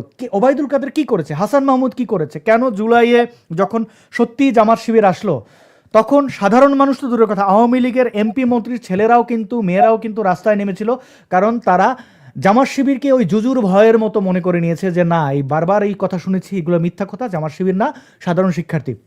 এই যে পুরো জাতিকে বিভ্রান্ত করার জন্য এই কোন কোন নেতারা সারাক্ষণ উঠতে বসতে, টয়লেট থেকে শুরু করে মসজিদ, সব জায়গায় শুধু জামাত শিবির খুঁজে বেড়াতো, তারা কারা? তাদেরকে একটু মনে রাখবেন। কারা বিভ্রান্ত করেছে, কারা এই ইয়াং জেনারেশনকে ধ্বংস করেছে, কারা ঢাকা বিশ্ববিদ্যালয়কে ঢাকা বিশ্ব মাদ্রাসায় পরিণত করেছে, কারা এই সাদিক কায়েম, এই সার্জিসের মতো ছেলেপেলেদেরকে দলে ঢুকিয়েছে। ছাত্রলীগের সাদ্দামের ভূমিকা কি ছিল? অন্যান্য পোস্ট বিক্রিকারী যারা বিক্রি করেছে কিনা, যারা ছাত্রলীগের আছেন তারা জানবেন কার কত টাকা হয়েছে। এই জিনিসগুলো কড়ায় গন্ডায় হিসাব নেবেন। ইউনুসের সুদে আসলে, মানে ইউনুস যে পরিমাণে সুদ খায়, ওই পরিমাণে সুদে আসলে এই যারা গাদ্দার তাদের প্রাপ্য, তাদেরকে বুঝিয়ে দেবেন। এটা আপনাদের কাছে অনুরোধ রইল। এইবার হচ্ছে এক ধান্দাবাজকে দেখাই। এই ধান্দাবাজের ব্যাপারে একটু মন্তব্য আপনার কাছ থেকে জানতে চাইব। আসলে মূর্খ টুর্খদের নিয়ে কী যে বলি।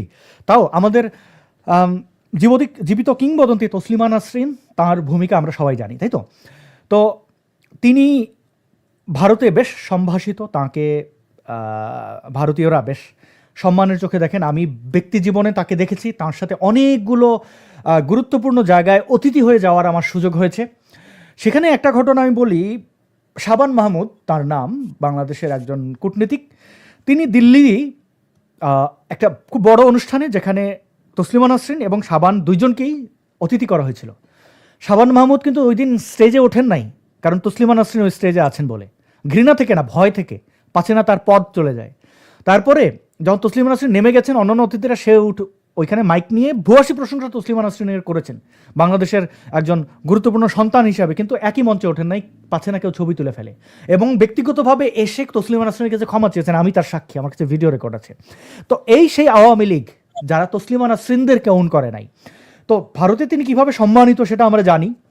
এখন কিছু ইসলামিস্ট তার পেছনে, সারা পৃথিবীতেই সম্মানিত, শুধু ভারত না। তসলিমা নাসরিন তো সারা পৃথিবীতে সম্মানিত। তো এই ছেলেটাকে চেনেন, একটা মূর্খ রাহুল নামের। তো ও লিখেছে, দেখুন, বিতর্ক আলোচনা। কত বড় মূর্খ! বিতর্ক আর আলোচনা একই ধরনের শব্দ, এবং বিতর্ক আর আলোচনা একসাথে যায় না। হয় বিতর্ক, না হলে আলোচনা। যদি আলোচনা হয় সেটাকে বিতর্ক বলা যাবে না, বিতর্ক হলে সেটাকে আলোচনা বলা যাবে না। তো শিরোনামই দিয়েছে বিতর্ক আলোচনা, এবং বেশ সমীহ করার চেষ্টা করেছে, কারণ তসলিমা নাসরিনকে দিয়ে ও একটু ওর এখন ভাটা পড়ছে, মার্কেটিং করতে চাইতেছে নিজেকে। জি, ভাটা পড়ছে, কারণ ওর মুর্শিদাবাদে ওকে ভালো করে তেমন কেউ চেনে না, এবং এই ধান্দাটা ওর আগের, মানে নতুন অনেক পুরনো। এবং আমার সাথে একটা ডিবেটও সে করেছে, সেখানে কি তার হয়েছে এবং ইসলামের কতটুকু উপকার বা ক্ষতি হয়েছে তার সাক্ষী তো আপনারা। বক্তব্য হচ্ছে, আমি ওর সাথে যখন এই ডিবেট নিয়ে কথা বলছি, I was so confused that why he is helping me.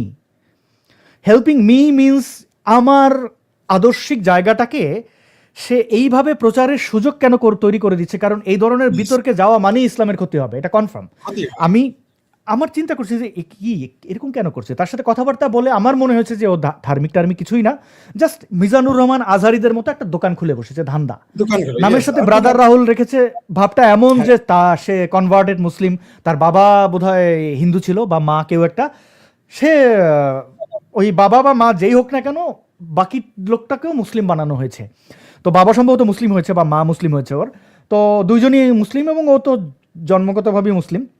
কিন্তু বিজনেসের জন্য যে ব্রাদার রাহুল নামটি আসলে এটা ভারতীয় নাম, মানে এটার সাথে ইসলামের একটা সাংঘর্ষিক ব্যাপার আছে, বা ব্রাদার কে, এগুলো তো খ্রিস্টানদের টাইটেল।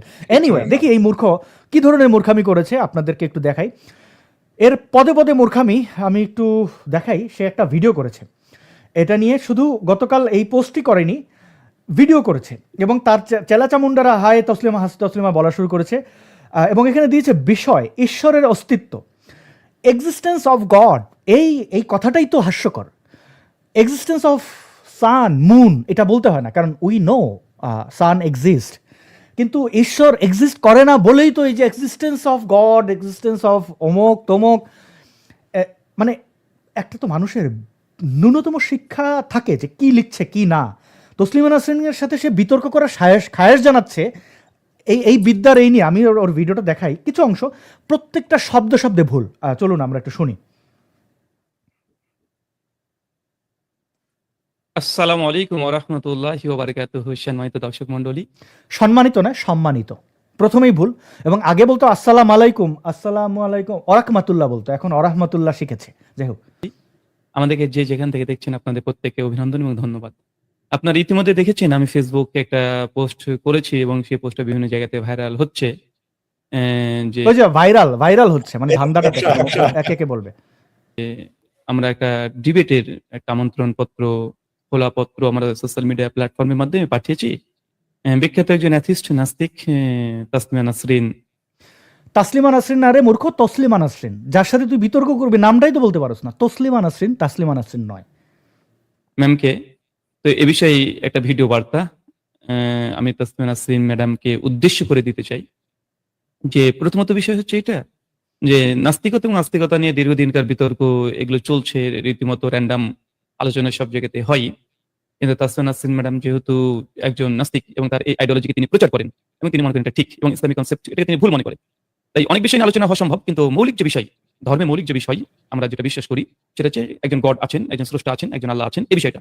তো যখন নাস্তিকরা এটাকে অস্বীকার করে বসে, এটাকে যখন বলে যে না গড বলে কেউ নেই, কোনো ক্রিয়েটর নেই, তো তখন তাদের সঙ্গে আমাদের এই শাখা প্রশাখা বিষয়, নৈতিকতা, মোরালিটি এগুলো নিয়ে আলোচনা করা এটা অযৌক্তিক হয়ে যায়।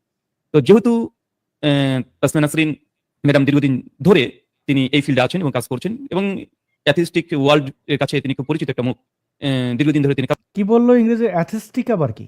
কাজ করে আসছেন। তাই আমি মনে করি যে ম্যাডামের সঙ্গে যেহেতু তিনি আমাদের পশ্চিমবাংলাতে আছেন, তো পশ্চিমবাংলায় থাকার কারণে আরে মূর্খ, উনি পশ্চিমবাংলায় থাকেন না, উনি দিল্লি থাকেন।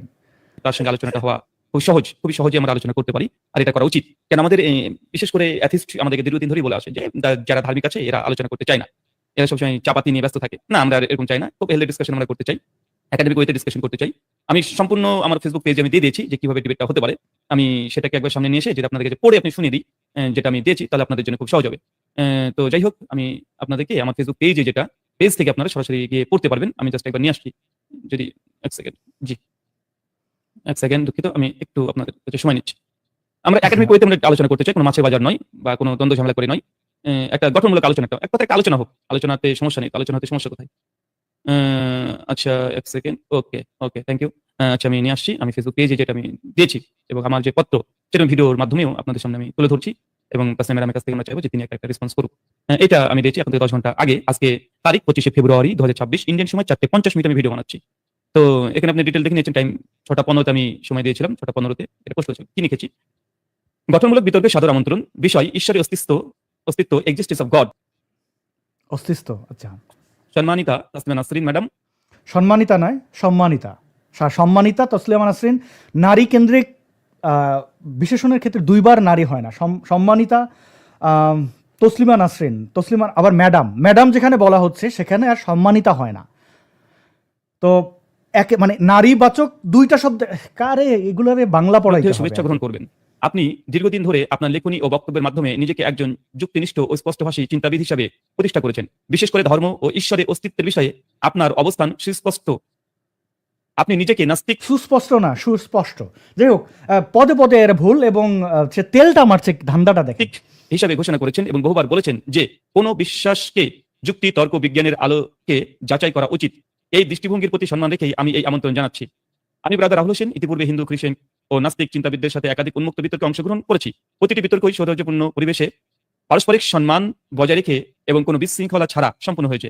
এই প্রেক্ষিতে আপনাকে একটি নিরপেক্ষ প্ল্যাটফর্মে নিরপেক্ষ মডারেটরের তত্ত্বাবধানে দ্য এক্সিস্টেন্স অফ গড তথা ঈশ্বরের অস্তিত্বের বিষয়ে একটি গঠনমূলক একাডেমিক ও শালীন বিতর্কের জন্য আনুষ্ঠানিকভাবে আমন্ত্রণ জানাচ্ছি। আমার জানা মতে আপনি বর্তমান ভারতের অবস্থান করছেন। ভারতের মতো গণতান্ত্রিক দেশ প্রকাশ্যে যুক্তিনিষ্ঠ আলোচনা আয়োজন করা সম্ভব, এমনটাই আমরা আশা করতে পারি। হ্যাঁ, এখানে কিছু আমি প্রস্তাবনা রেখেছি যে আলোচনাটা যেহেতু তিনি পশ্চিমবাংলাতে আছেন এবং পশ্চিমবাংলাতে ওপেন তো নাস্তিকরা তো তারা প্রচার করে, ওপেন প্রচার করে। এবার তো কলকাতা বুক ফেয়ারে তো নাস্তিকরা ওপেন তাদের বই সেল করেছে, তারা প্রকাশ্যে নাস্তিক সম্মিলন করছে তারা একাধিক জায়গাতে। তো আমাদের পশ্চিমবাংলাতে এটা সম্ভব, এটা অসম্ভব কিছু নয়। পশ্চিমবাংলাতে খুব একাডেমিক ওয়েতে হতে পারে, বা পশ্চিমবাংলায় যারা নাস্তিকতা সম্মিলন করছে তাদেরকেও অ্যারেঞ্জমেন্ট বানিয়ে আমাদের আলোচনাতে আসতে পারে। তো আমি এখানে প্রস্তাব করেছি দুটো। প্রথম কথা হচ্ছে তাসমিয়া নাসরিন ম্যাডামকে আমরা অ্যারেঞ্জমেন্ট বানিয়ে আবার কি? অনুরোধ করবো যে আপনার ইগনোর করবেন না, এই আলোচনার দরজাটাকে বন্ধ করবেন না, একটা আলোচনা হোক।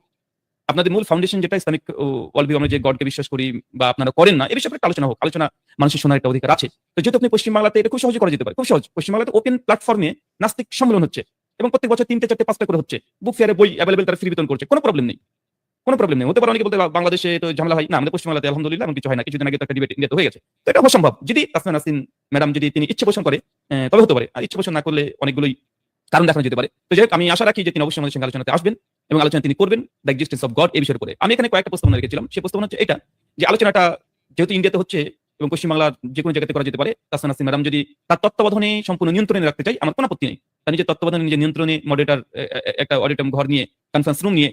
অডিটাম অডিটাম অডিটাম কি আবার? মানে কত বড় তার আমি আশা অবাক হই। নিয়ে সেটা আলোচনা করতে পারে, কোনো সমস্যা নেই।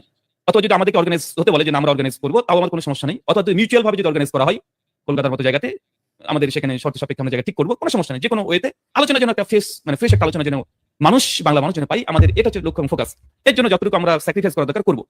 এমনকি যদি এটা সিস্টেমটাকে মেনটেন করতে যে আর্থিক ফান্ডিং যে প্রয়োজন, এটা যদি তাসমিয়া নাসরিন ম্যাডাম যদি তিনি চান, তিনি যদি কিছু মনে না করেন, তাহলে সম্পূর্ণ এটা আমাদের তরফ থেকে আমরা ব্যয় করতেও আমরা রাজি আছি। দ্বিতীয় বিষয় যে একটা সর্বোচ্চ 100 জন মানুষ থাকবে একটা ঘরে, কনফারেন্স রুম আমরা নিলাম কলকাতাতে। 50% দর্শক ভাগ থাকবে, 50% তাসমিয়া নাসরিন ম্যাডাম তিনি আমন্ত্রণ করে নিয়ে আসবেন, 50% আমরা নিয়ে আসবো, ও হতে পারে। বা অ্যাকচুয়াল এই আলোচনাটা কিভাবে গঠনমূলক সুন্দরভাবে ফ্রেশ একটা হেলদি ডিসকাশন করা যায়, যদি তাসমিয়া নাসরিন ম্যাডাম যদি আগ্রহ প্রকাশ করেন, অ্যাকসেপ্ট করেন, আমি যে আমন্ত্রণ দিচ্ছি তাকে, এই আমন্ত্রণ যদি অ্যাকসেপ্ট করেন, তাহলে সেক্ষেত্রে আমরা দুজন কিছু শর্ত সাপেক্ষে আমরা খুব সুন্দরভাবে দুজনের সম্মতিতেই আমরা স্থান, কাল, পাত্র, সময়, ডিবেটের সিস্টেম, প্রক্রিয়া কিভাবে হতে পারে, কে মডারেটিং করবে, কিভাবে ডিবেটটা হবে, নিয়ন্ত্রণ হবে। মডারেটিং মানে আচ্ছা, এই মূর্খটার ধান্দা আমি দেখাই।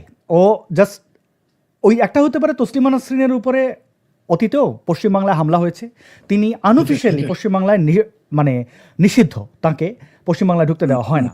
তো এখন কোনো একটা কিছু করে ওইখানে কিলিং এর একটা কোনো ধান্দা আছে কিনা, অথবা তার এই বিজনেস এই ধরনের কিছু করে কিনা। এবং এই ছেলেটা যে কত বড় অসৎ তার প্রমাণ আমার সাথে যে ডিবেটটা করেছিল, এটা হচ্ছে 2023 সালে আগস্টের দিকে ব্যাপক আলোচনা আমাকে নিয়ে চলছে বাংলাদেশে। ও চিন্তা করলো যে এই সুযোগে আমার একটু টিআরপি বাড়াইয়া নেই, তো সে এই আয়োজনটা করলো এবং সে নিজে চুজ করেছে বিতর্ক হবে নবী মোহাম্মদের বিয়ে, আয়েশাকে যে 6 বছরে বিয়ে করেছে, এই টপিকটা মুসলিমদের জন্য সবচেয়ে রিস্কি এবং এইটা খুবই মুসলিমদেরকে বিতর্কে ফেলে, খুবই অপমান করে। তো কেন এই টপিকটা নিল? আমি চিন্তা করছি যে এরকম বোকা তো এ না, ইসলামের ক্ষতি সে কেন করছে? পরে বুঝলাম যে ওর ইসলাম 12টা বাজুক 13টা বাজুক, ওর ধান্দা হচ্ছে যে আসাদ নূর যেহেতু এখন খুব আলোচিত, তার সাথে আমি একটা ডিবেট করলে আমাদের অনুসারীরা যেহেতু মূর্খ, এই যে দেখেন কয়দিন আগে লাকি আক্তারের সাথে একটা ডিবেট হলো, সেখানে কে হারে বা কে যেতে ইসলামিস্টরা বলেই বেড়াবে যে এই জিতছে। তো তার সেও ব্যত্যয় ঘটে নাই, প্রত্যেকটা শর্ত ভঙ্গ করেছে। দেখায় একটু কিছু অংশ আপনারা দেখলে বুঝবেন শর্ত কি ছিল, মডারেটরের শর্ত কি ছিল। সম্মানিত দর্শক মন্ডলী, অনেক অনেক শুভেচ্ছা। অনেক প্রতীক্ষিত আমাদের লাইভ নিয়ে আমরা আজকে হাজির হলাম। আমি আলী ইবনে সাত্তার।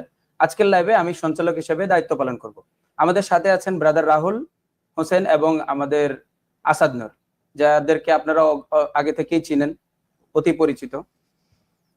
তো আজকের লাইভটি আমরা শুরু করব মোহাম্মদ সাল্লাল্লাহু আলাইহি সাল্লাম এবং মা আয়েশা রাদিয়াল্লাহু তাআলা আনহার বিয়ের বয়স, বিশেষ করে মা আয়েশা রাদিয়াল্লাহু তাআলা আনহার যে বিয়ের বয়সটি, এটি নিয়ে অনেক নাস্তিক, সংশয়বাদী, ইসলাম বিদ্বেষী, অমুসলিম অনেক ধরনের মানুষের মধ্যে বিভিন্ন ধরনের প্রশ্ন জাগে।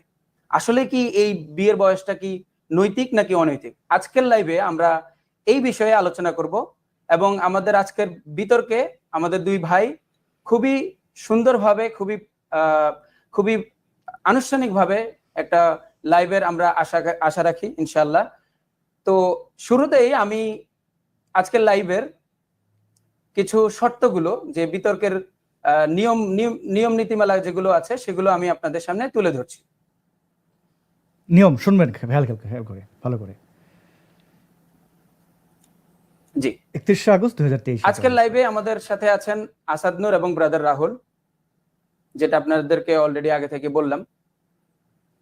এবং আজকের লাইভটি আমাদের দুইটি পেজ থেকে সম্প্রচারিত হচ্ছে, যদিও আগে থেকে আমাদের বলা ছিল যে আসাদ নূরের পেজ এবং ব্রাদার রাহুল ভাইয়ের পেজ থেকেই সম্প্রচারিত হবে, কিন্তু কোনো যান্ত্রিক সমস্যার কারণে, টেকনিক্যাল ইস্যুর কারণে আমাদের লাইভটি সম্প্রচারিত হচ্ছে ব্রাদার রাহুল ভাইয়ের ফেসবুক পেজ এবং ইউটিউব থেকে, এবং আসাদ নূরের ইউটিউব চ্যানেল থেকে। সুতরাং আপনারা এই ডেস্টিনেশনে আজকের লাইভটিকে আপনারা উপভোগ করবেন। তো আমি মডারেটর হিসেবে আছি এবং আমাদের বিষয় যেমনটা বললাম যে নবী করিম সাল্লাল্লাহু আলাইহি সাল্লাম এবং মা আয়েশা রাদিয়াল্লাহু তাআলা আনহার বিয়ের বয়স নৈতিক ছিল না অনৈতিক ছিল। এর পক্ষে অবস্থান নেবেন যে এটি অনৈতিক ছিল, এর পক্ষে অবস্থান নেবেন আসাদ নূর, এবং নৈতিক ছিল এর পক্ষে অবস্থান নেবেন আমাদের ব্রাদার রাহুল ভাই। জি, শর্ত নাম্বার 4 নাম্বার শর্ত সেটা অবশ্যই আমি আপনাদেরকে বলে দেই, এবং দর্শকরা এটা জানার অবশ্যই আমি প্রয়োজন বলে পারবেন না। কোন একজন অন্য যেটা আপনারা ব্যবহার করবেন, শর্তগুলো আপনারা লেখা রয়েছে, আপনারা এখান থেকে দেখে নিন। একমাত্র আমি বাধা দেওয়ার আলোচনার মাঝে দুপক্ষেরই প্রয়োজন মোতাবেক স্লাইড শো করতে পারবেন আপনারা। শর্ত নাম্বার 8 হবে ভ্যালিড। প্রতিপক্ষ চ্যালেঞ্জ করলে, যেমন চ্যালেঞ্জ করেন, উনি বাধ্য থাকবেন দর্শকের লাইভে উপস্থিত। অবশ্যই আমরা আলোচনায় মোহাম্মদ সাল্লাল্লাহু আলাইহি সাল্লাম কথা হয়, এমনকি এই সকল শর্তগুলোই কিন্তু রাহুলের দেয়া ছিল। আমি প্রত্যেকটা শর্ত মেনে নিয়েছি, এবং এইখানে আলোচকদের উভয়কে যথাযথ সম্মান দিয়ে কথা বলতে হবে। এবং দেখুন, নবীকে নিয়ে কিছু বলা যাবে না, সবই আমি মেনে নিয়েছি। এবং আসাদ নূর প্রথম এই কত মিনিট হবে, রিভার্টালে কতটুকু, সবগুলো রাহুল যা বলেছে আমি প্রত্যেকটা মেনে নিয়েছি। মডারেটর মুসলিম আমি চুজ করেছি, যেন সে চিৎকার করে কানতে না পারে যে হ্যাঁ মডারেটর পার্সিয়ালিটি করেছে, পক্ষে ছিল। এবং এখানে অন্যতম গুরুত্বপূর্ণ একটা শর্ত ছিল, আমি একটাই শর্ত দিয়েছিলাম, জানি এই রাহুল ছ্যাচরা সে এটা করবে। কি সেই শর্তটি ছিল যে এই আলোচনার কোনো অংশ কেউ কাটছাট করে, আমরা যে দুইজন যেহেতু বিতর্ক করছি, এই আলোচনার কোনো অংশ কাটছাট করে আমরা আমাদের প্ল্যাটফর্মে আপলোড করব না। ভাই, এই ডিবেটের যে কপিরাইটের বিষয়টি, এটি যদি একটু স্পষ্ট করে দিতেন। আচ্ছা, কপিরাইটের বিষয়টি অবশ্যই এটা বিলংস টু ব্রাদার রাহুল এবং আসাদ নূর। তবে আপনারা অবশ্যই চাইলে এই বিতর্ক অনুষ্ঠানটিকে আপনারা আপনাদের নিজস্ব পেজে আপলোড দিতে পারবেন, এবং যদি আপনি চান যে ব্রাদার রাহুলের বক্তব্যকে আলাদা করে আপলোড দিতে, অথবা আসাদুর সাহেবের বক্তব্যকে আলাদা করে আপলোড দিতে এখতিয়ার আছে। তবে এটার কপিরাইট বিলংস টু আসাদ নূর এবং ব্রাদার রাহুল। জি, এটা ছিল, আমরা দুইজনের কথা বলিনি, দর্শকরা যদি আপলোড করতে চান যার যার কাটাকাটি করতে পারবেন, কিন্তু আরেকটা শর্ত নেই। এছাড়া আর কিছু না, তাছাড়া আমরা দুজন এই ভিডিওটা কাটছাট করব না। জি, আপনারা দুজনের মধ্যে কেউই এই ভিডিওটি কাটছাট করবেন না। জি, এটাও একটা গুরুত্বপূর্ণ বিষয়। আপনাদের দুজনের পেজেই সম্পূর্ণ ভিডিওটি যেহেতু আপনার পেজ থেকে এটা সম্প্রচারিত হচ্ছে না, আপনি ইউটিউব থেকে ডাউনলোড করে সেটাকে আপনি আপনার পেজে আপলোড। শুনলেন তো, এই হচ্ছে দুইজন মুসলিম এই কথা আমাকে দিলেন, এটা আমার একমাত্র শর্ত ছিল। এই বাটপার রাহুল দেখেন, 13 আগস্ট 2025, এই দেখেন 24 মিনিটে সে কিন্তু ঠিক কাটছাট করে আপলোড করেছে। তার খেয়াল, বিতর্কের নিয়ম হচ্ছে আপনি একটা অংশ দিলে, কারোর একক বক্তব্য দিলে, ওইটার পাল্টা অপর ব্যক্তিটি কি বলেছেন তার কিন্তু কোনো প্রমাণ থাকছে না। তো এই এই এই কিন্তু সে শর্ত লঙ্ঘন করলো। দেখেন এখানে কিন্তু 24 মিনিটের, এই হচ্ছে রাহুলের বিতর্কের নমুনা। এই দেখুন তার পেজ থেকে সে কিন্তু এটা আপলোড করেছিল কাটছাট করে। এবং এই যে এখন দোকান খুলে এই যে শেয়ার করার দায়িত্ব আপনাদের, আমি তার এটা শেয়ার করে দিলাম, তার ধান্দাটা। এবং এ পুরোপুরি অসৎ, তার কোনো নৈতিকতা নেই, শর্ত ভঙ্গ করেছে। আমি একটা শর্ত ভঙ্গ করিনি, সে স্লাইড নিয়ে এসেছিল, মানে দেখে দেখে সে বলছিল ভুলভাল, এবং যে বিষয়গুলো আমি উত্তর দিয়ে গেছি তাও সে সেই বিষয়গুলোকে আমাকে আবার প্রশ্ন করেছে, কারণ সে মুখস্থ বলে গেছে, কি বোঝেনি তাও বোঝে নাই। সর্বশেষ খুবই আশ্চর্যজনক বিষয়, ওই লাইভে হাজার হাজার নারীরা আমাকে ইমেল করেছেন, তাদের চিন্তার মুক্তি ঘটেছে। পুরুষতান্ত্রিক এই সমাজ বা ধর্ম এগুলোর ব্যাপারে মানুষের চোখ খুলে দিয়েছে। এত মানুষের উপকার রাহুল করেছে, আমি জানতাম এই উপকারটা মানুষের হবে, তাই এ ছ্যাঁচড়া জেনেও, শর্ত ভঙ্গ করবেও জেনেও আমি তার সাথে ডিবেটে গেছিলাম। বাট তসলিমা নাসরিন এইরকম একটা মূর্খ ছেলে যে তার নামটাই উচ্চারণ করতে পারে না, প্রত্যেকটা শব্দ ভুলভাল বলে, কি বোঝে না তাও বোঝে না, সে আশা করছে যে এরকম বিতর্ক হবে। আপনার কি মনে হয় যে এই ধরনের ধান্দা কয়দিন পরে আপনাকে চ্যালেঞ্জ করবে? তাদের ধান্দাটা হচ্ছে তসলিমা নাসরিন এই পাত্তা না দিলে বলবে দেখছো তসলিমা নাসরিন ভয় পাইছে। এখন বলেন কোথায় কোথায় আগরতলার, কোথায় চকিরতলা, মানে কোথাকার কোন ছ্যাঁচড়া পোলাপান, এর পড়াশোনা কি? মানে তসলিমা নাসরিন সম্পর্কে বাংলাদেশে দুইজন লোক সবচেয়ে বেশি ডক্টরেট ডিগ্রি করেছেন, মানে সমসাময়িক। সেটা একটা হলো ডক্টর হুমায়ুন আজাদ, আর একটা হলো তসলিমা নাসরিন। তসলিমা নাসরিনের যে কয়টা ডক্টরেট ডিগ্রি আছে এটাই তো গর্ববোধ হবে, এরা জানে না। তিনি যে পৃথিবীর 50 জন বিখ্যাত নারীর একজন, মানে প্রভাবশালী নারীর, এটা তারা জানে না। এই কর্ধবেরা জানে না যে তসলিমা নাসরিন, প্রথমে আমি তাকে ময়মনসিংহে বলি যে আমাদের ময়মনসিংহের গর্ব, তারপরে বলি আমার বাংলাদেশের গর্ব। তিনি পৃথিবীতে যারা বিশ্ব নাগরিক হয়, তাদের যখন নাগরিকত্ব দেওয়া হয়, তাদের সেখানে তিনি প্রধান অতিথি থাকেন। এগুলো কি তাদের জানা আছে? তিনি পৃথিবীতে বিখ্যাত লেখকদের একজন। এটাকে ব্রাদার, নামটা দেখেন, নামের মধ্যে বাটপারি দেখেন, ব্রাদার রাহুল, মানে অর্ধেক হিন্দু অর্ধেক খ্রিস্টান। মানে সে জানে এই নামটা দিয়ে একটু আরবি বললে ব্যবসা ভালো হবে, তার জন্য এই নামটা দিচ্ছে। তসলিমা নাসরিনকে কেন বেছে নিলেন? কারণ ওই যে জাভেদ আখতারের সাথে যে এক মুফতির তর্ক হলো টিভিতে, ইন্ডিয়ান টিভিতে, সেটা থেকে সে অনুপ্রাণিত হয়ে এই ব্যবসাটা করতে যাচ্ছে। কিন্তু সে জানে না কোথায় তাল গাছ আর কোথায় আর কিছুটা তো বলা যাচ্ছে না, কার সাথে। আর আমার সাথেই তো আসলে আমি ওর সাথে বিতর্ক যাবে না। বরং আপনি যখন বিতর্ক গিয়েছিলেন, আপনাকে বলেছিলাম যায়েন না, কিন্তু এটা কিন্তু ওরই ক্ষতি হয়েছে, ও জানে না। ওই বেরাদার রাহুল ইসলামেরই ক্ষতি করছে, ও জানেই না। এই যে প্রফিট মুহাম্মদের যে 6 বছরের একটা শিশুকে বিয়ে করছে, এটা হলো সব মুসলমানের সবচেয়ে বিপজ্জনক একটা প্রশ্নের উত্তর আসলে তাদের নাই। ব্রাদার রাহুল ওরফে এই যে এদের কিন্তু আসলে কিছুই নাই, এরা কিন্তু দোকান খুলে বসছে। আপনি যেটা বললেন যে আল্লাহ জাহারি বাল্লা জাহারির যেরকম দোকান, ওরকম একটা দোকান খুলে বসছে, আর কিছুই না। তারা এত খায়েশ জাগছে নাস্তিকদের বিরুদ্ধে কথা বলবে, তাহলে কলকাতায় তো নাস্তিক সমিতি আছে, সম্মেলন, ওদের ওখানে যা ডিবেট করুক, কত মোড়তে কোলায়। ওদের যে ছাত্র আছে পশ্চিমবঙ্গ, যে নাস্তিক সম্মেলন যারা করেন, তাদের যে ছাত্র, সেই ছাত্রের সাথে বসার যোগ্যতা এই বেরাদার রাহুলের আছে? মুফতি ইমরান বশিরের সাথে বসুক না, ও তো আমার হাঁটুর বয়স, ওর সাথে বসুক না। মুফতি মাসুদের কথা বাদ, মুফতি ইমরান বশিরের সাথে তো ধারা কাছে যাইতে পারবে না। মানে এরা আমাদের এলাকায় ওয়াজ করতে যায়, বুঝছেন? এমনি তো এদের আহলে খবিশ বলে, যারা সুন্নি মুসলমান, এরা কিন্তু এদের আহলে খবিশ বলে। এরা তো সেই দল করে। এরা মুসলমানদের মধ্যে সবচেয়ে নিকৃষ্ট হচ্ছে আহলে হাদিস। এরা নারীকে মনে করে বিক্রি করা যায়। এরা বলেছে, রাজ্জাক বিন ইউসুফ আরেক শয়তান নরপশু, ওর মায়ের জরায়ুদে জন্ম নেয় নাই, ও বোধহয় ওর বাপের গুজ্জদারদের জন্ম নিয়েছে।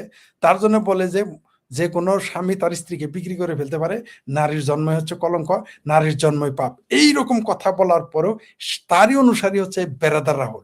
এদের তো আসলে লজ্জা হায়া নাই, এদের মগজ তো ধ্বংস হয়ে গেছে। মানে এদের যখন আমরা গালি দিব, এরা এখন বলবে আমরা ইসলামের সমালোচনা করলাম। কত বড় নির্বোধ হইলে সে আপনার সাথে বিষয় চুজ করেছিল। যে এখানে একটা ইন্টারেস্টিং ঘটনা, যখন ও ডিবেটের, আমি জানি যে ও আমাকে ভালো করে রিড করতে পারবে না, কারণ ও দেখবে যে আমি কি করি, আমার বেশ কিছু ভিডিও দেখবে, কিন্তু আমি কি পারি ওটা তো আমি জানি।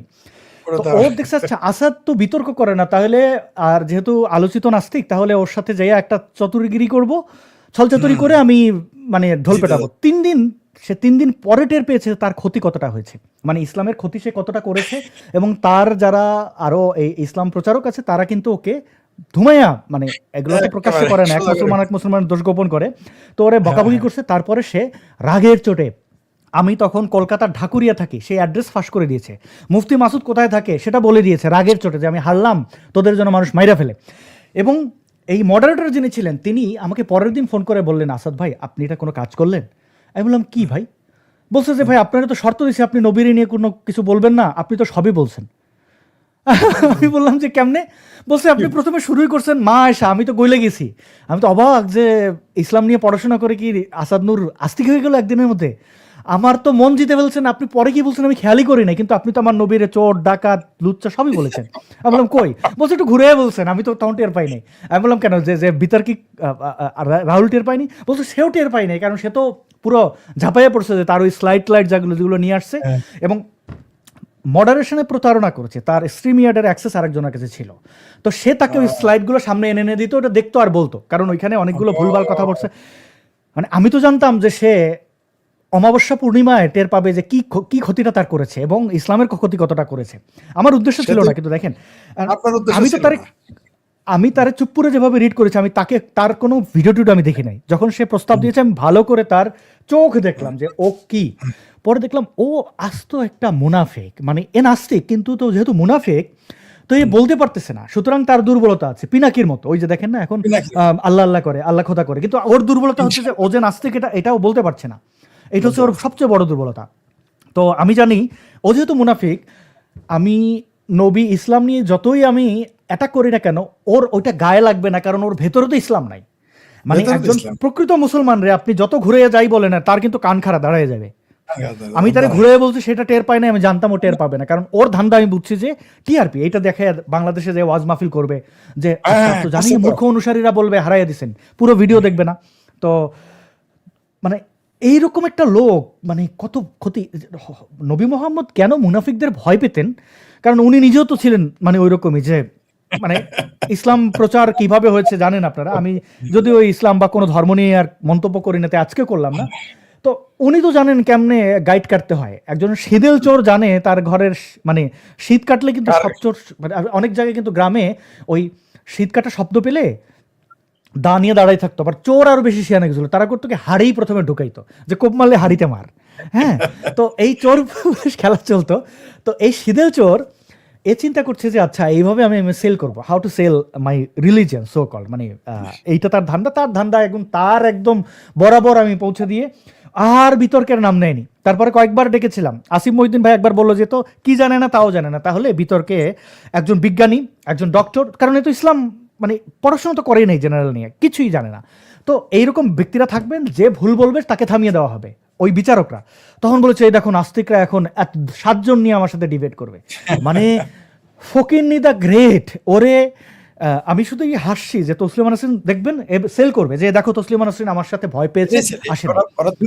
আপনার অনুমান দুইটা সঠিক, একটা হলো তারা একটা পরিকল্পনা এ ট্র্যাপে ফেলে তসলিমা নাসরিনকে কলকাতায় আনবে, তাও দেখেন কখন করতেছে পশ্চিমবঙ্গে নির্বাচন, তার আগে প্রস্তাব দিয়েছে, পরিকল্পিত। এটা হয় তাকে হত্যা করার, তসলিমা আপাকে হত্যা করার জন্য নিয়ে যাচ্ছে, অথবা এই বিতর্ক করে সে মার্কেটিং করতেছে, অলরেডি মার্কেটিং হয়ে গেছে তার। আমরা দোয়া করি। আচ্ছা গুড পয়েন্ট, কেন অনলাইনে আমার সাথে সে ডিবেট করেছে, আমি তখন কলকাতায় ছিলাম, তো আমার সাথে যদি কলকাতা অবস্থান করার পর অনলাইন করতে পারে, ওয়াই তসলিমা নাসরিন ফিজিক্যালি কেন আসতে হবে? এইভাবে সন্দেহ না জানি কি বলেছে, মানে অডিটোরিয়ামে সে করবে, 100 জন মানুষ থাকবে, 50 জন তাদের 50 জন। সন্দেহজনক, এটা সম্পূর্ণই সন্দেহজনক।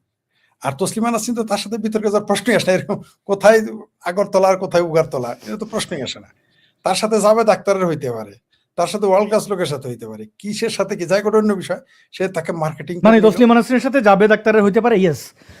তসলিমা নাসরিনের সাথে দুইজনই তো নাস্তিক, তো তসলিমা নাসরিনের সাথে জামা মসজিদের খতিবের ডিবেট হতে পারে, ওই ইমাম বুখারীর বিতর্ক হইতে পারে, তারপরে ওই যে সৈয়দ কি মাদানি না পেদানি আছে একটা, ওই যে ইয়ে মাদ্রাসায়, আরে দেওবন্দ মাদ্রাসা, তার সাথে ডিবেট হইতে পারে, তার সাথে আসাদুদ্দিন ওয়াসি ওই জঙ্গিটার হইতে পারে, আর ওয়াসির সাথে হবে না, ও আসাদুদ্দিন ওয়াইসির ওই মেধা নাই, সে রাজনীতিক, আবার তসলিমা আপা রাজনীতিবিদ না, দুইজনের সাথে বিতর্ক আমি এটা হবেও না, হওয়ার দরকারও না। তার সাথে হইতে পারে ধরেন ওই যে আরো মৌলবী আছে, বড় বড় মৌলবী আছে, টিভিতে আসেন, তারা নামগুলো এই মুহূর্তে, তাদের সাথে ডিবেট হইতে পারে, ঠিক আছে, এটা হতে পারে।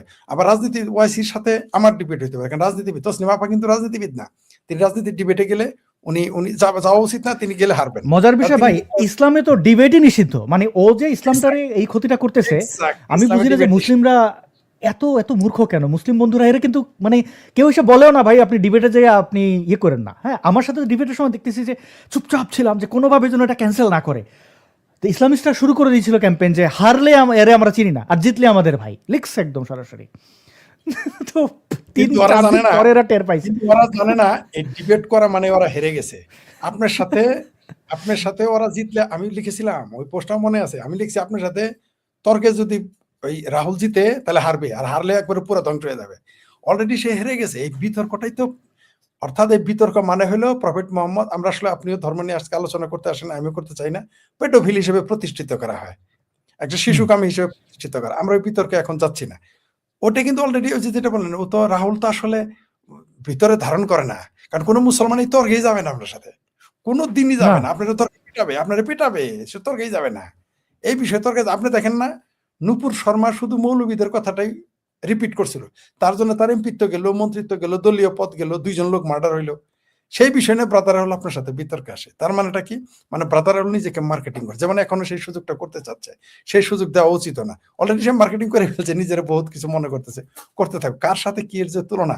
আর আপনি তো জানেন এই ব্যাপারে আমিও পোস্ট দিছি, আমি বলছি সাইফুল বাতেন টিটুর সাথে, আপনার একটা স্ক্রিনশট পাঠাইছি দেখেন, সাইফুল বাতেন টিটুর সাথে ওই মাদ্রাসার, সে যখন চায় যে মাদ্রাসায় বলৎকারের অস্তিত্ব নিয়ে একটা ডিবেট করুক, আগে সাইফুল বাতেন টিটু হয়ে আসুক, এই এই এই আলোচনায় যাবে না। দেখেন আপনার একটা পাঠাইছি আমি, আমার পোস্টটা পড়েন মানে কি লিখছি, ঠিক আছে, আমিও পোস্ট দিয়েছি। আর এটা দেখার পরে এই এই বাটপারটা, আর এই রাহুল নামের এই আহলে খবিশ এই বাটপারটার এটা দেখার পরে আমিও একটা পোস্ট দিয়েছি। আমি পোস্ট দিয়েছি যে হেদু থেকে মুসলমান হওয়া ব্রাদার রাহুল হিন্দু ও খ্রিস্টানের যৌথ নাম। এই তো, হ্যাঁ, এই যে উপরে এটাই, যে একটু দেখায় দেন।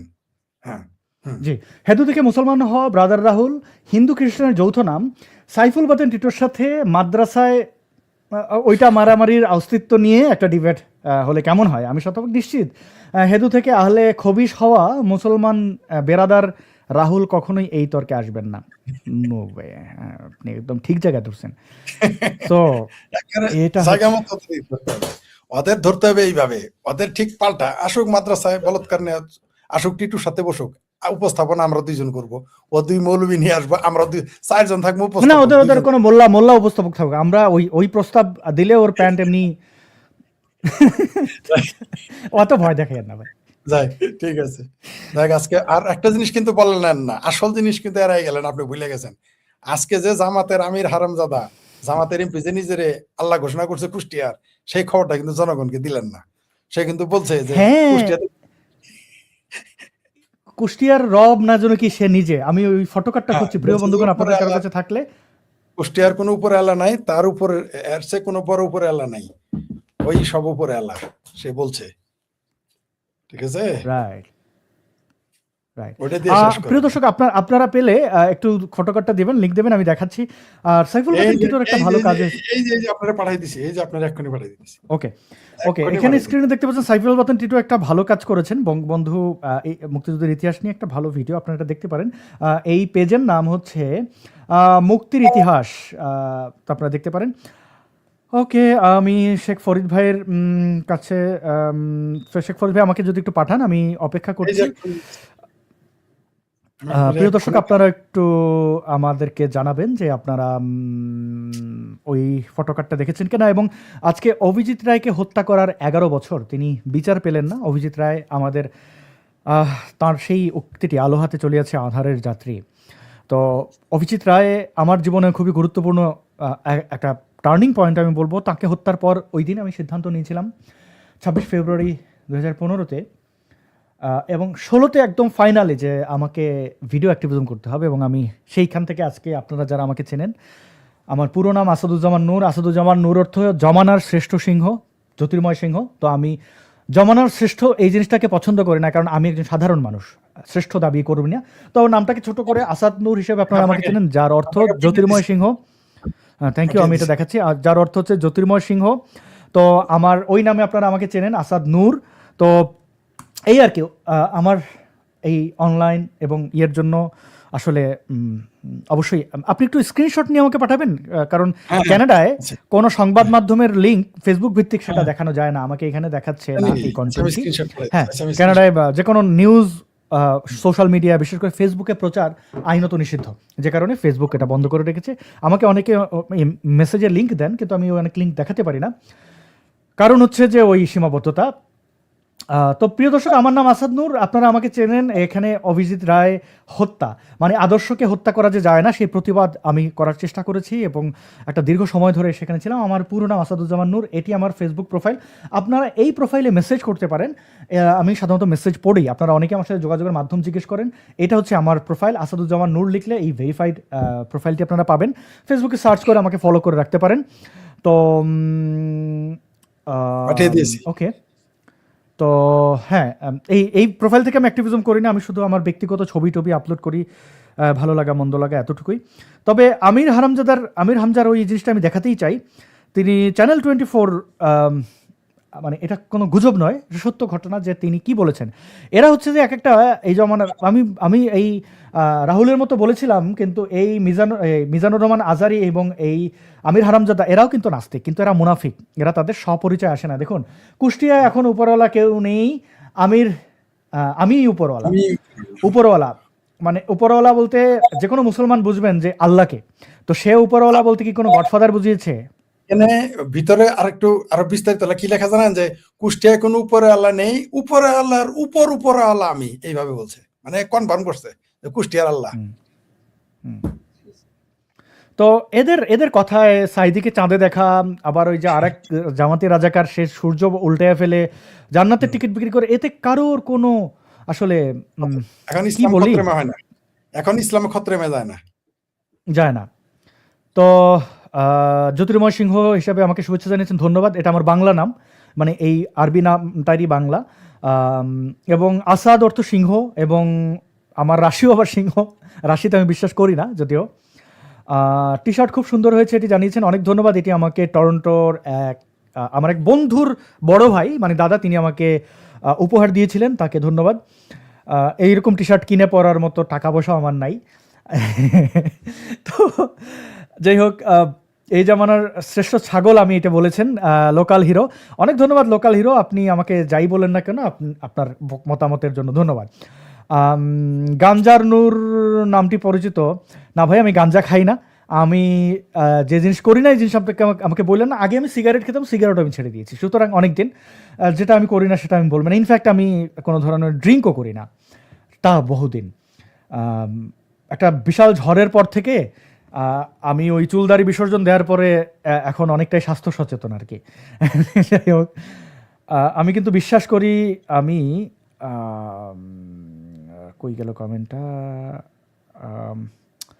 ওকে শেখ ফরিদ ভাই, আমরা একদম শেষের দিকে কিছু কমেন্ট পড়ি এবং আপনার শেষ বক্তব্য দিয়ে শেষ করব। আপনি ধন্যবাদ দিই যে আপনি আমির হামজার এই জিনিসটি তুলে ধরেছেন। আমরা দেখালাম মুনাফিক, একে একে কত মুনাফিক আর দেখাবো। তবে বাংলাদেশের মুসলমানরা ধীরে ধীরে কিন্তু তারা অনেক সচেতন হচ্ছেন, এখন কিন্তু তারা শত্রু মিত্র বুঝতে পারছেন। দেখুন, আমি আবার বলি, অভিজিৎ রায়কে হত্যা করে ইসলামিস্টরা ইসলামের 12টা বাজিয়ে দিয়েছেন। এবং মনে রাখবেন, একজন নাস্তিক কখনোই ইসলামের শত্রু না, তার কথা আপনি নেবেন কি নেবেন না এটা আপনার ব্যাপার, কিন্তু একজন নাস্তিক কখনোই মুনাফিক নন, মানে একই সাথে নাস্তিক আর মুনাফিক হওয়া যায় না। একজন নাস্তিক কিন্তু আপনার শত্রু না, কারণ সে প্রকাশ্য, সে কিন্তু গুপ্ত না। আওয়ামী লীগের ক্ষতি করেছে কারা? জামাত শিবির গুপ্ত হয়ে করেছে, কিন্তু প্রকাশ্যে করেনি। এবং এই পিনাকির মতো, ফরহাদ মজারের মতো, আসিফ নজরুল ইউনূসের মতো গুপ্ত যারা কিন্তু নাস্তিক, কিন্তু তারা অনেক জায়গায় তাদের এই কথা স্বীকার করেছে। এখন আবার এই আসিফ নজরুল হজে যায় বলে আপনাদের খুশি করে, এরা হচ্ছে গুপ্ত, এরা আপনার ক্ষতি করতে পারে, কোনো নাস্তিক আপনার ক্ষতি করবে না, কারণ আপনি তো জানেন সে ধার্মিকই না। তো আপনি যে একটা নাস্তিক যদি আপনার নামাজ পড়তে বলে, আপনি ভাববেন যে ও নামাজ পড়তে বললেই কি না বললেই কি, মানে সুতরাং নাস্তিকদের শত্রু না মনে করে নাস্তিকদের সাথে সহাবস্থানে বিশ্বাস করুন। একজন নাস্তিক অবশ্যই আপনার মাদ্রাসায় ঢুকে আপনার বাচ্চাকে বলাৎকার করবে না, আপনার মসজিদে যেয়ে কোনোদিন ইট মারবে না, অসম্ভব, কোনো নাস্তিক এই কাজটা করেন নাই। আপনার মসজিদ ভেঙে দেওয়ার জন্য কাউকে কুপরামর্শ দেবে না, আপনার আইডিওলজির সমালোচনা করবে, কিন্তু যদি আপনি ভদ্রভাবে তাকে ডিল করেন, দেখবেন একজন নাস্তিক আপনার মসজিদে বসে আপনার সাথে আলোচনা করছে, কোনো প্রকার আঘাত দিচ্ছে না। আপনার নবী আপনার আল্লাহরে আঘাত দিয়ে কি লাভ বলেন? এই জিনিসে আঘাত দিয়ে কি লাভ? আমার বয়স বাড়ছে, আমি একটা সময় খুবই আঘাত দিয়েছি, আমি বলবো না আঘাত দেওয়া খারাপ, আমার এখন মনে হয় যে একটা মানুষ অনেক নিরপরাধ, এই যে আমির হারামজাদার চেয়েও তো বাদেও তো মুসলমান আছেন, তো সেই সাধারণ মানুষগুলোর কষ্ট দিতে আমার ভালো লাগে না। এমন না যে কেউ আমারে হুমকি দিয়া, কেউ আমারে টাকা পয়সা দিয়া বা কিছু ভাবে আমাকে ধর্ম সমালোচনা থেকে সরাইছে, না। আমি যেখানে থাকি এইখানে আগের চেয়ে 1000 গুণ সিকিওর। এখানে মসজিদে যেয়ে যদি আমি সমালোচনা করি আমার কেউ কিছু বলতে পারবে না, আমি অনেক বেশি সিকিওর। এবং দেশমাতৃকার প্রয়োজনেও এটা একটা আর একটা কারণ যে যেহেতু ইউনুস গ্যাংয়ের কাছে, জামাতের কাছে দখল হয়ে গেছিল দেশ, আমার কাছে দেশ আরও গুরুত্বপূর্ণ, যেহেতু দেশের রাজনৈতিক পরিস্থিতি নিয়ে কথা বলছি। এখন রাজনৈতিক পরিস্থিতি শান্ত হয়ে গেলে আবার ইসলাম নিয়ে খোঁচাখুচি করলে মানুষ ভাববে যে এ তো দুমুখী, মানে মানে ওই যে ধরেন সুবিধা মতো ইয়ে করে। আমি সুবিধাবাদী না, আমি বলছি যে ঠিক আছে আমি ধর্ম নিয়ে খোঁচাখুচি করবো না, ভাল লাগে না আমার, করবো না, মানে এইখানে কোনো ইয়ে নাই। আবার ওই যে সকালে এক কথা বললাম বিকেলে এক কথা বললাম, ওই ব্যাপারটা না। আমার যদি 10 জনে বাধ্য করে যে ইসলাম নিয়ে বলতে হবে, হিন্দু নিয়ে বলতে হবে, আমি হয়তো বলবো না, এটা আমি এনজয় করতেছি না।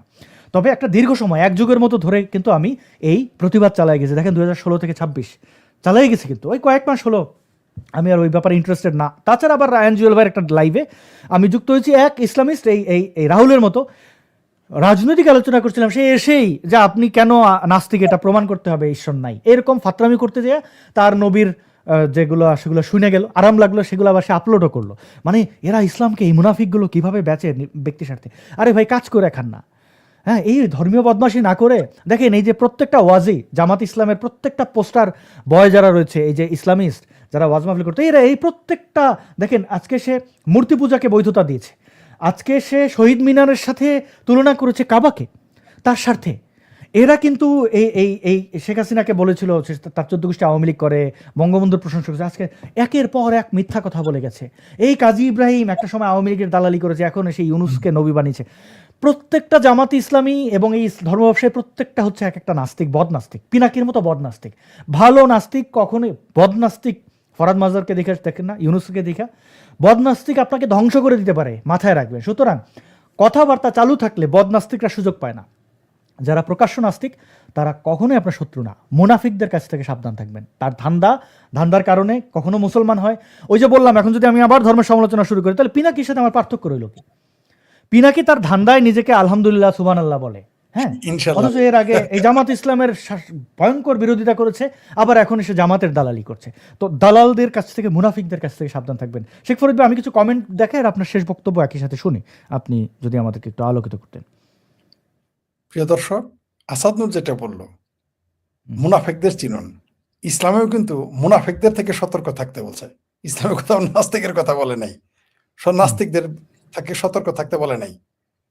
হিন্দুদের বা ইসলামের ভাষায় যারা কাফের তাদের থেকেও সতর্ক থাকতে বলে নাই, তাদের কাছে দাওয়াত পৌঁছাইতে বলছে, দাওয়াত। কিন্তু এই মুনাফিকদের থেকে সতর্ক থাকতে বলছে। তাই মুনাফিকদের থেকে সতর্ক থাকুন। এই জামাতি মুনাফিক হলো পৃথিবীর সবচেয়ে বড় মুনাফিক, আপনারা তার প্রমাণ পেয়ে গেছেন। এই কথাগুলো যদি আওয়ামী লীগ বিএনপির কেউ বলতো, দেশে থাকতে পারতো না তখন। কিন্তু তারা বহাল তবিয়তে আছে, ওই যে তাদের দাঁড়িয়ে আছে, টুপি আসে, একটা সাইনবোর্ড ঢাল হিসেবে ব্যবহার করে। এরাও ভিতরে ভিতরে একটা দোকান খোলে, পেরাদার রাহুল বলেন, আর এই আমির হারামজাদা বলেন, আর ওই পোস্টার বয় বালাজারি বলেন, এগুলো তাদের দোকান। এদের পড়ালেখার দূর কত দূর আমরা জানি, কারণ আমাদের কাজ সারাদিন পড়ালেখা করা, আমাদের কোনো কামই নেই। আমরা জানি পড়ালেখার দূর কত দূর আছে। এমনকি একাডেমিক যদি বলেন, তাহলে তার যে একাডেমিক তার সাথে বসায় দেন। আল্লাহ জারিকে আমাদের মুফতি ইমরান বশিরের সাথে বসায় দেন, মুফতি মাসুদের সাথে বসায় দেন, আব্বাসীকে বসায় দেন। দাঁতের সাথে থাকবে না, মানে বলি না যে মারামারি হবে। তাদের জ্ঞানের পরিধি কতটুকু আমরা জানি। তো জি, ভালো থাকবেন। অনেক ধন্যবাদ। জি, বাংলাদেশকে কিভাবে এগিয়ে নেওয়া যায় সম্মিলিতভাবে, সেই কাজটা সবাই করবেন। ধন্যবাদ সকলকে। রাইট। আমাকে এই প্রশ্নগুলো দেখেন, আমি কি পিনাকি? আমি ইন্ডিয়ান পাসপোর্ট নিয়ে কানাডা কেন আসবো? আর ইন্ডিয়ান পাসপোর্ট নিয়ে কানাডা আসলে তো আমার নাম ভাই কোনো নাম থাকতো। আমার নাম আসাদুজ্জামান নূর, আমি দেখাই আমার আইডিটা। আমি কানাডাতে কোনো পাসপোর্ট নিয়ে আসি নাই। কানাডিয়ান একটা ট্রাভেল ডকুমেন্ট আমাকে দিয়েছিল, এবং সিওপিআর বলা হয় একটা পেপার, এটা খুবই বিশেষ পেপার, এটা খুবই রেয়ার, এটাকে বলে কনফার্মেশন অফ পার্মানেন্ট রেসিডেন্সি। এবং আমি যখন ভ্যানকুভারে নামলাম তখন আমাকে কনফার্মেশন, মানে ওই পার্মানেন্ট রেসিডেন্সি দেওয়া হয়েছে, এবং 7 দিনের মধ্যে আমি এই কার্ডটি পেয়েছি। এটা যারা কানাডায় থাকেন জানবেন, এটা হচ্ছে পিআর কার্ড। তো আমি ইন্ডিয়ান পাসপোর্টে আসলে ভাই আমার পিআর কার্ড তো থাকবে না, আমার তো ইন্ডিয়ান নামে কিছু একটা হবে। আমি এখানে এই দেখেন এটা পিআর কার্ড, আপনি যারা কানাডায় আপনি থাকেন এই তারা জানবেন। তথ্য বললেন না, শোনেন, আরো মানুষকে আরো সমালোচনা করতে দেন, পরে একবার জবাব দেন, এগুলো তথ্য দিয়েন না। না আমার এটা বড়দের খুবই ইয়া লাগে। ওইটাই যদি করতাম ভাই, যদি ইন্ডিয়ান পাসপোর্ট, তাহলে তো ভাই আমি কত আগে ইন্ডিয়া থেকে বের হয়ে যাই। আমার এক্সিট পারমিটের জন্য দাঁড়ে দাঁড়ে ঘুরতে হয়। আমার জন্য তসলিমা নাসরিন কত চেষ্টা করেছেন। দিল্লির এমন কোন বুদ্ধিজীবী নাই যাকে তসলিমা নাসরিন দিল্লি প্রেস ক্লাবে বসে অনুরোধ করেন নাই, আমি পাশে বসা যে আমার ছোট ভাই প্লিজ ওর একটু হেল্প করেন, খয়রাত লাগবে না, কুত্তা সামলান। মানে সে আপনার এখানে ইন্ডিয়াতে অ্যাসাইলাম তাকে দেওয়া হবে না, প্রেসিডেন্ট পর্যন্ত আমি চিঠি লিখছি পাবো না, অ্যাসাইলামের গোষ্ঠী কিলাই তারে শুধু বাইর হইতে দেন। কানাডা ছেলেটারে 2 বছর আগে সিওপিআর দিয়ে রাখছে, তাকে ট্রাভেল ডকুমেন্ট দিয়ে রাখছে। এই বছর শেষ হয়ে যাবে তার এই ভিসার মেয়াদ, তো এই মধ্যে তাকে যেতে হবে, আবার রিনিউ করতে হবে, নইলে এটা আরও 2 বছর লাগবে। ওর জীবনটা বাঁচান দেন। আমি অনেক চেষ্টা কোর্টে যাই আমি রক্ষা, কোনো পলিটিশিয়ান, আমি যে ওই যে বিজেপি পুছি না, হ্যাঁ এই যে আমি, কারণ ইন্ডিয়ার কোনো ব্যক্তি বলতে পারবে না যে আমার 2 পয়সা দিয়ে আমি কারো দালালি করেছি। আমি পাসপোর্ট কেন ইন্ডিয়ান, মানে অবৈধ পন্থায় আমি যাবো না বলেই তো এত কষ্ট করলাম, এই প্রশ্নটা কেন করেন এসে? তো যাই হোক, ওইটা করলে জানার তো জন্য পিনাকি এক সপ্তাহের ভেতরে সে ইন্ডিয়ান পাসপোর্ট নিয়ে সে ফ্রান্স চলে নিয়ে গেছে। চলে তো গেছে, হ্যাঁ, সে ফ্রান্স চলে গেছে। ইন্ডিয়ান পাসপোর্ট বানানো কি কোনো কঠিন ব্যাপার নাকি? আমি কি জানি না? তো জানি, কিন্তু আমি ওই কাজটা করবো না, কারণ ওই কাজটা করলে তো করবো। সারা জীবন আমি ভারতীয় নাগরিক হয়ে থাকবো। আমার কাছে আমার বাংলাদেশের নাগরিকত্ব সবচেয়ে বেশি বড়। আমি বলবো না ভারতীয় নাগরিকত্ব খারাপ, ওটা তো অবৈধ পন্থা। আপনি তো আমার বলবেন যে আরে চোরা, পিনাকি জীবনে ভারতে যেতে পারবে, কারণ সে তো অবৈধ পাসপোর্টে বের হয়েছে। আমি ক্লিন, ভারত থেকে কোর্টের পেপার, এক্সিট পারমিট, এফআরআরও, যারা বিদেশি নাগরিক জানবেন এক্সিট পারমিটটা কি। এক্সিট পারমিট নিয়ে ভারত সরকারের অনুমতি নিয়ে বৈধভাবে বের হয়েছি। সারা জীবন আমি ভারতের বৈধ ইন্ডিয়ান পাসপোর্ট বানিয়ে বের হইলে আমি আর জীবনে ভারতে ঢুকতে পারতাম না। আরে আমার ভারত তো আমার দেশ, ভারত আমারও মাতৃভূমি, এই দেশ আমার ছিল।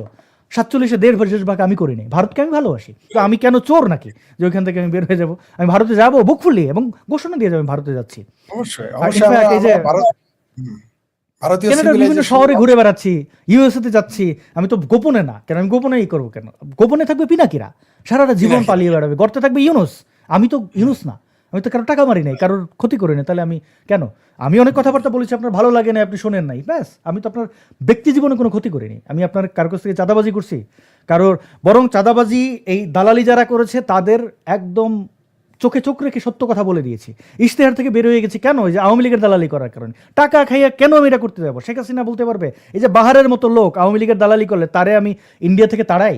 ওই সাহসই তো আমার হয় না। মুফতি মাসুদ যখন জেলে, তখন যে বোল্ড কথাবার্তা বলছি, ইন্ডিয়ান পাসপোর্ট নিয়ে আসলে এটা বলতে পারতাম না। সো এই কথাগুলো অনেক লম্বা, প্লিজ, যেটা আমি ডিজার্ভ করি না এই কথা আমাকে বলবেন না। জি, শেখ ফরিদ ভাই, আপনি আমাকে মুক্তিযোদ্ধা বলছেন, এই সময়ের অনেক ধন্যবাদ। মুক্তিযোদ্ধারা অনেক উপরের, আমরা জাস্ট অনেক তাদের উত্তরসূরি, তুলনা হয় না। আমরা জাস্ট সেটাকে ধারণা করি, চেতনাটাকে। ধারণা মানুষজন বলছেন যে আলোচনা আরো চালিয়ে যেতে। মানুষ নাকি খেলা দেখছিলেন। আচ্ছা, খেলা চলছিল কিনা আমি জানি না, আমি নিজে খেলা দেখি না। খেলা দেখা মনে হয় যে আমার কাছে অনেক সময় মানে এই সময় আমার নাই। ব্যক্তিগত জীবনে কাজকর্ম, পড়াশোনা এবং অ্যাক্টিভিজম, এগুলো অনেক। শেখ ফরিদ ভাই যে সারাটা সময় তিনি ব্যয় করছেন এই মানবতার ইয়েতে, শেখ ফরিদ ভাই কৃতজ্ঞতা জানবেন। এবং ধন্যবাদ। আমরা কিছু কমেন্ট দেখি, শেখ ফরিদ ভাইয়ের উদ্দেশ্যে কোনো কমেন্ট থাকলে আপনারা করতে পারেন। শেখ ফরিদ ভাই, আমাদের বাংলাদেশ সম্পর্কে যদি একটু, আপনি জামাতে ইসলামের মুনাফিকদের ব্যাপারে বলছিলেন, বাংলাদেশের এই যে পরিবর্তিত পরিস্থিতি, তারেকের ভাব দেখে আওয়ামী লীগের নেতাকর্মীদের কি করণীয় রয়েছে তাদের? আমরা তো বলবো না মব করো, কিন্তু যত অপরাধী ছিল, আমি আজকে শিমুনা সেটাসের অনেকগুলোকে দেখালাম, ভবিষ্যতে আরও কি করা যায়, কার ডেটা, কোন জুলাই জঙ্গি কোথায় গিয়ে কি করেছিল, প্রত্যেকটা জিনিস আর্কাইভ করা এবং আমাদেরকে পাঠানোর আহ্বান জানাবেন কিনা? ধন্যবাদ আপনাকে বিষয়টা মনে করাই দেওয়ার জন্য। আমি মনে করি তাদের এই জুলাই সন্ত্রাসীদের নিয়ে একটা আর্কাইভ করা উচিত, তাদের কাছেও রাখা উচিত, আমাদেরও দেওয়া উচিত। তাহলে কি হবে, এই জুলাই সন্ত্রাসীরা একদিন না একদিন আদালতের কাঠগড়ায় তারা দাঁড় করানো যেতে পারে। আর এদের যদি আমি প্রিয় দর্শক, যারা মুক্তিযুদ্ধের পক্ষের, যারা বঙ্গবন্ধুকে ভালোবাসেন, মানচিত্রকে ভালোবাসেন, বাংলাদেশকে ভালোবাসেন, ৭২ সংবিধানকে ভালোবাসেন, গণতন্ত্রকে ভালোবাসেন, ৩২ নম্বরকে ভালোবাসেন, তাদের উচিত এই জুলাই সন্ত্রাসীদের আর্কাইভগুলো তৈরি করা, তাদের নিয়ে একটা আর্কাইভ তৈরি করা এবং এগুলো সংগ্রহে রাখতে হবে। কারণ এদের যদি আমরা বিনা বিচারে ছেড়ে দেই, এগুলো আবার ঘটতেই থাকবে। কিন্তু যখন এগুলো আদালতের মুখোমুখি হবে, জনতার মুখোমুখি মানে আমি ভায়োলেন্সের কথা বলি নাই, কারণ আমরা মানবতাবাদী মানুষ।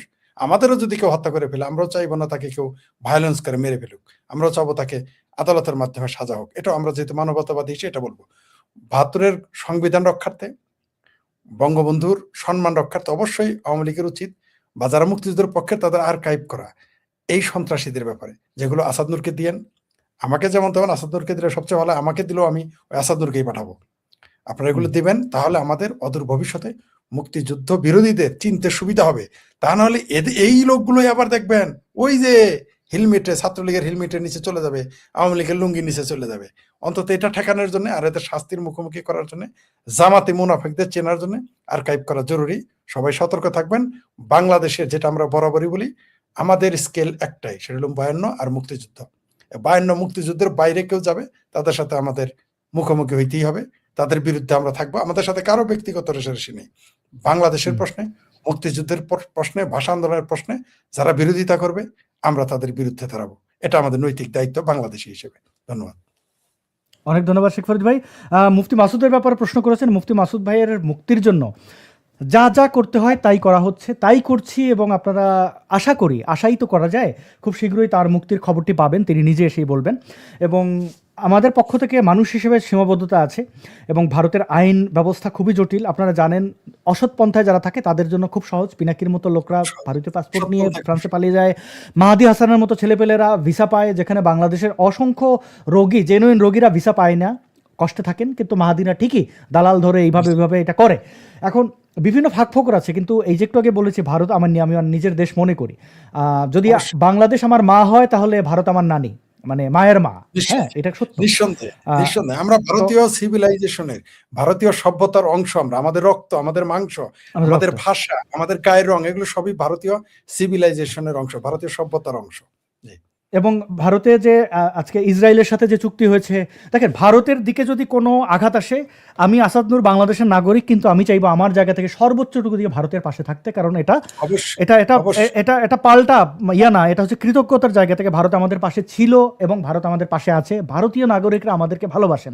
হ্যাঁ, বেশ কিছু বাংলাদেশি অসৎ মানুষের কাছে কারণে তারা আমাদেরকে ভুল বোঝেন, কিন্তু আমি আজকে একটা ভিডিও দেখছিলাম, একজন চটপটি বিক্রেতা সম্ভবত বা পরোটা বিক্রেতা, তার নাম হচ্ছে রাজু, ভাইরাল রাজু হিসেবে পরিচিত। তিনি বাংলাদেশে একটা টাকা পেয়ে বলছেন, আমি বাংলাদেশের টাকা গ্রহণ করি। বঙ্গবন্ধুর ছবি ছিল টাকায়, বলছে যে এই মানুষটা দেশের জন্য, বাংলাদেশের জন্য অনেক কিছু করেছেন, হ্যাঁ, খুবই ভালো একজন নেতা।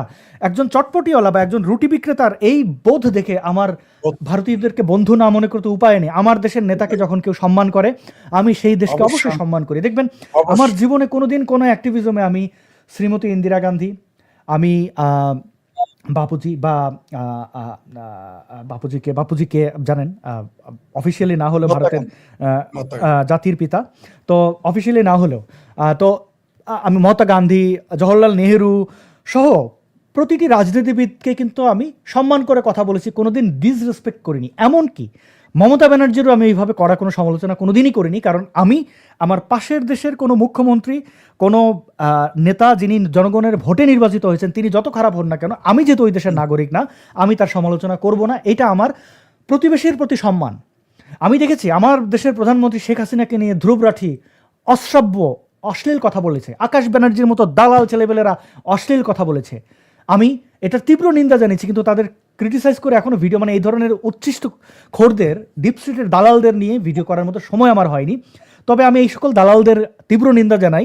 আমার দেশ নিয়ে কিছু বলতে গেলে আমার দেশের প্রধানমন্ত্রী, তাকে যেন রেসপেক্ট করা হয়, এবং তিনি একজন নারী প্রধানমন্ত্রী।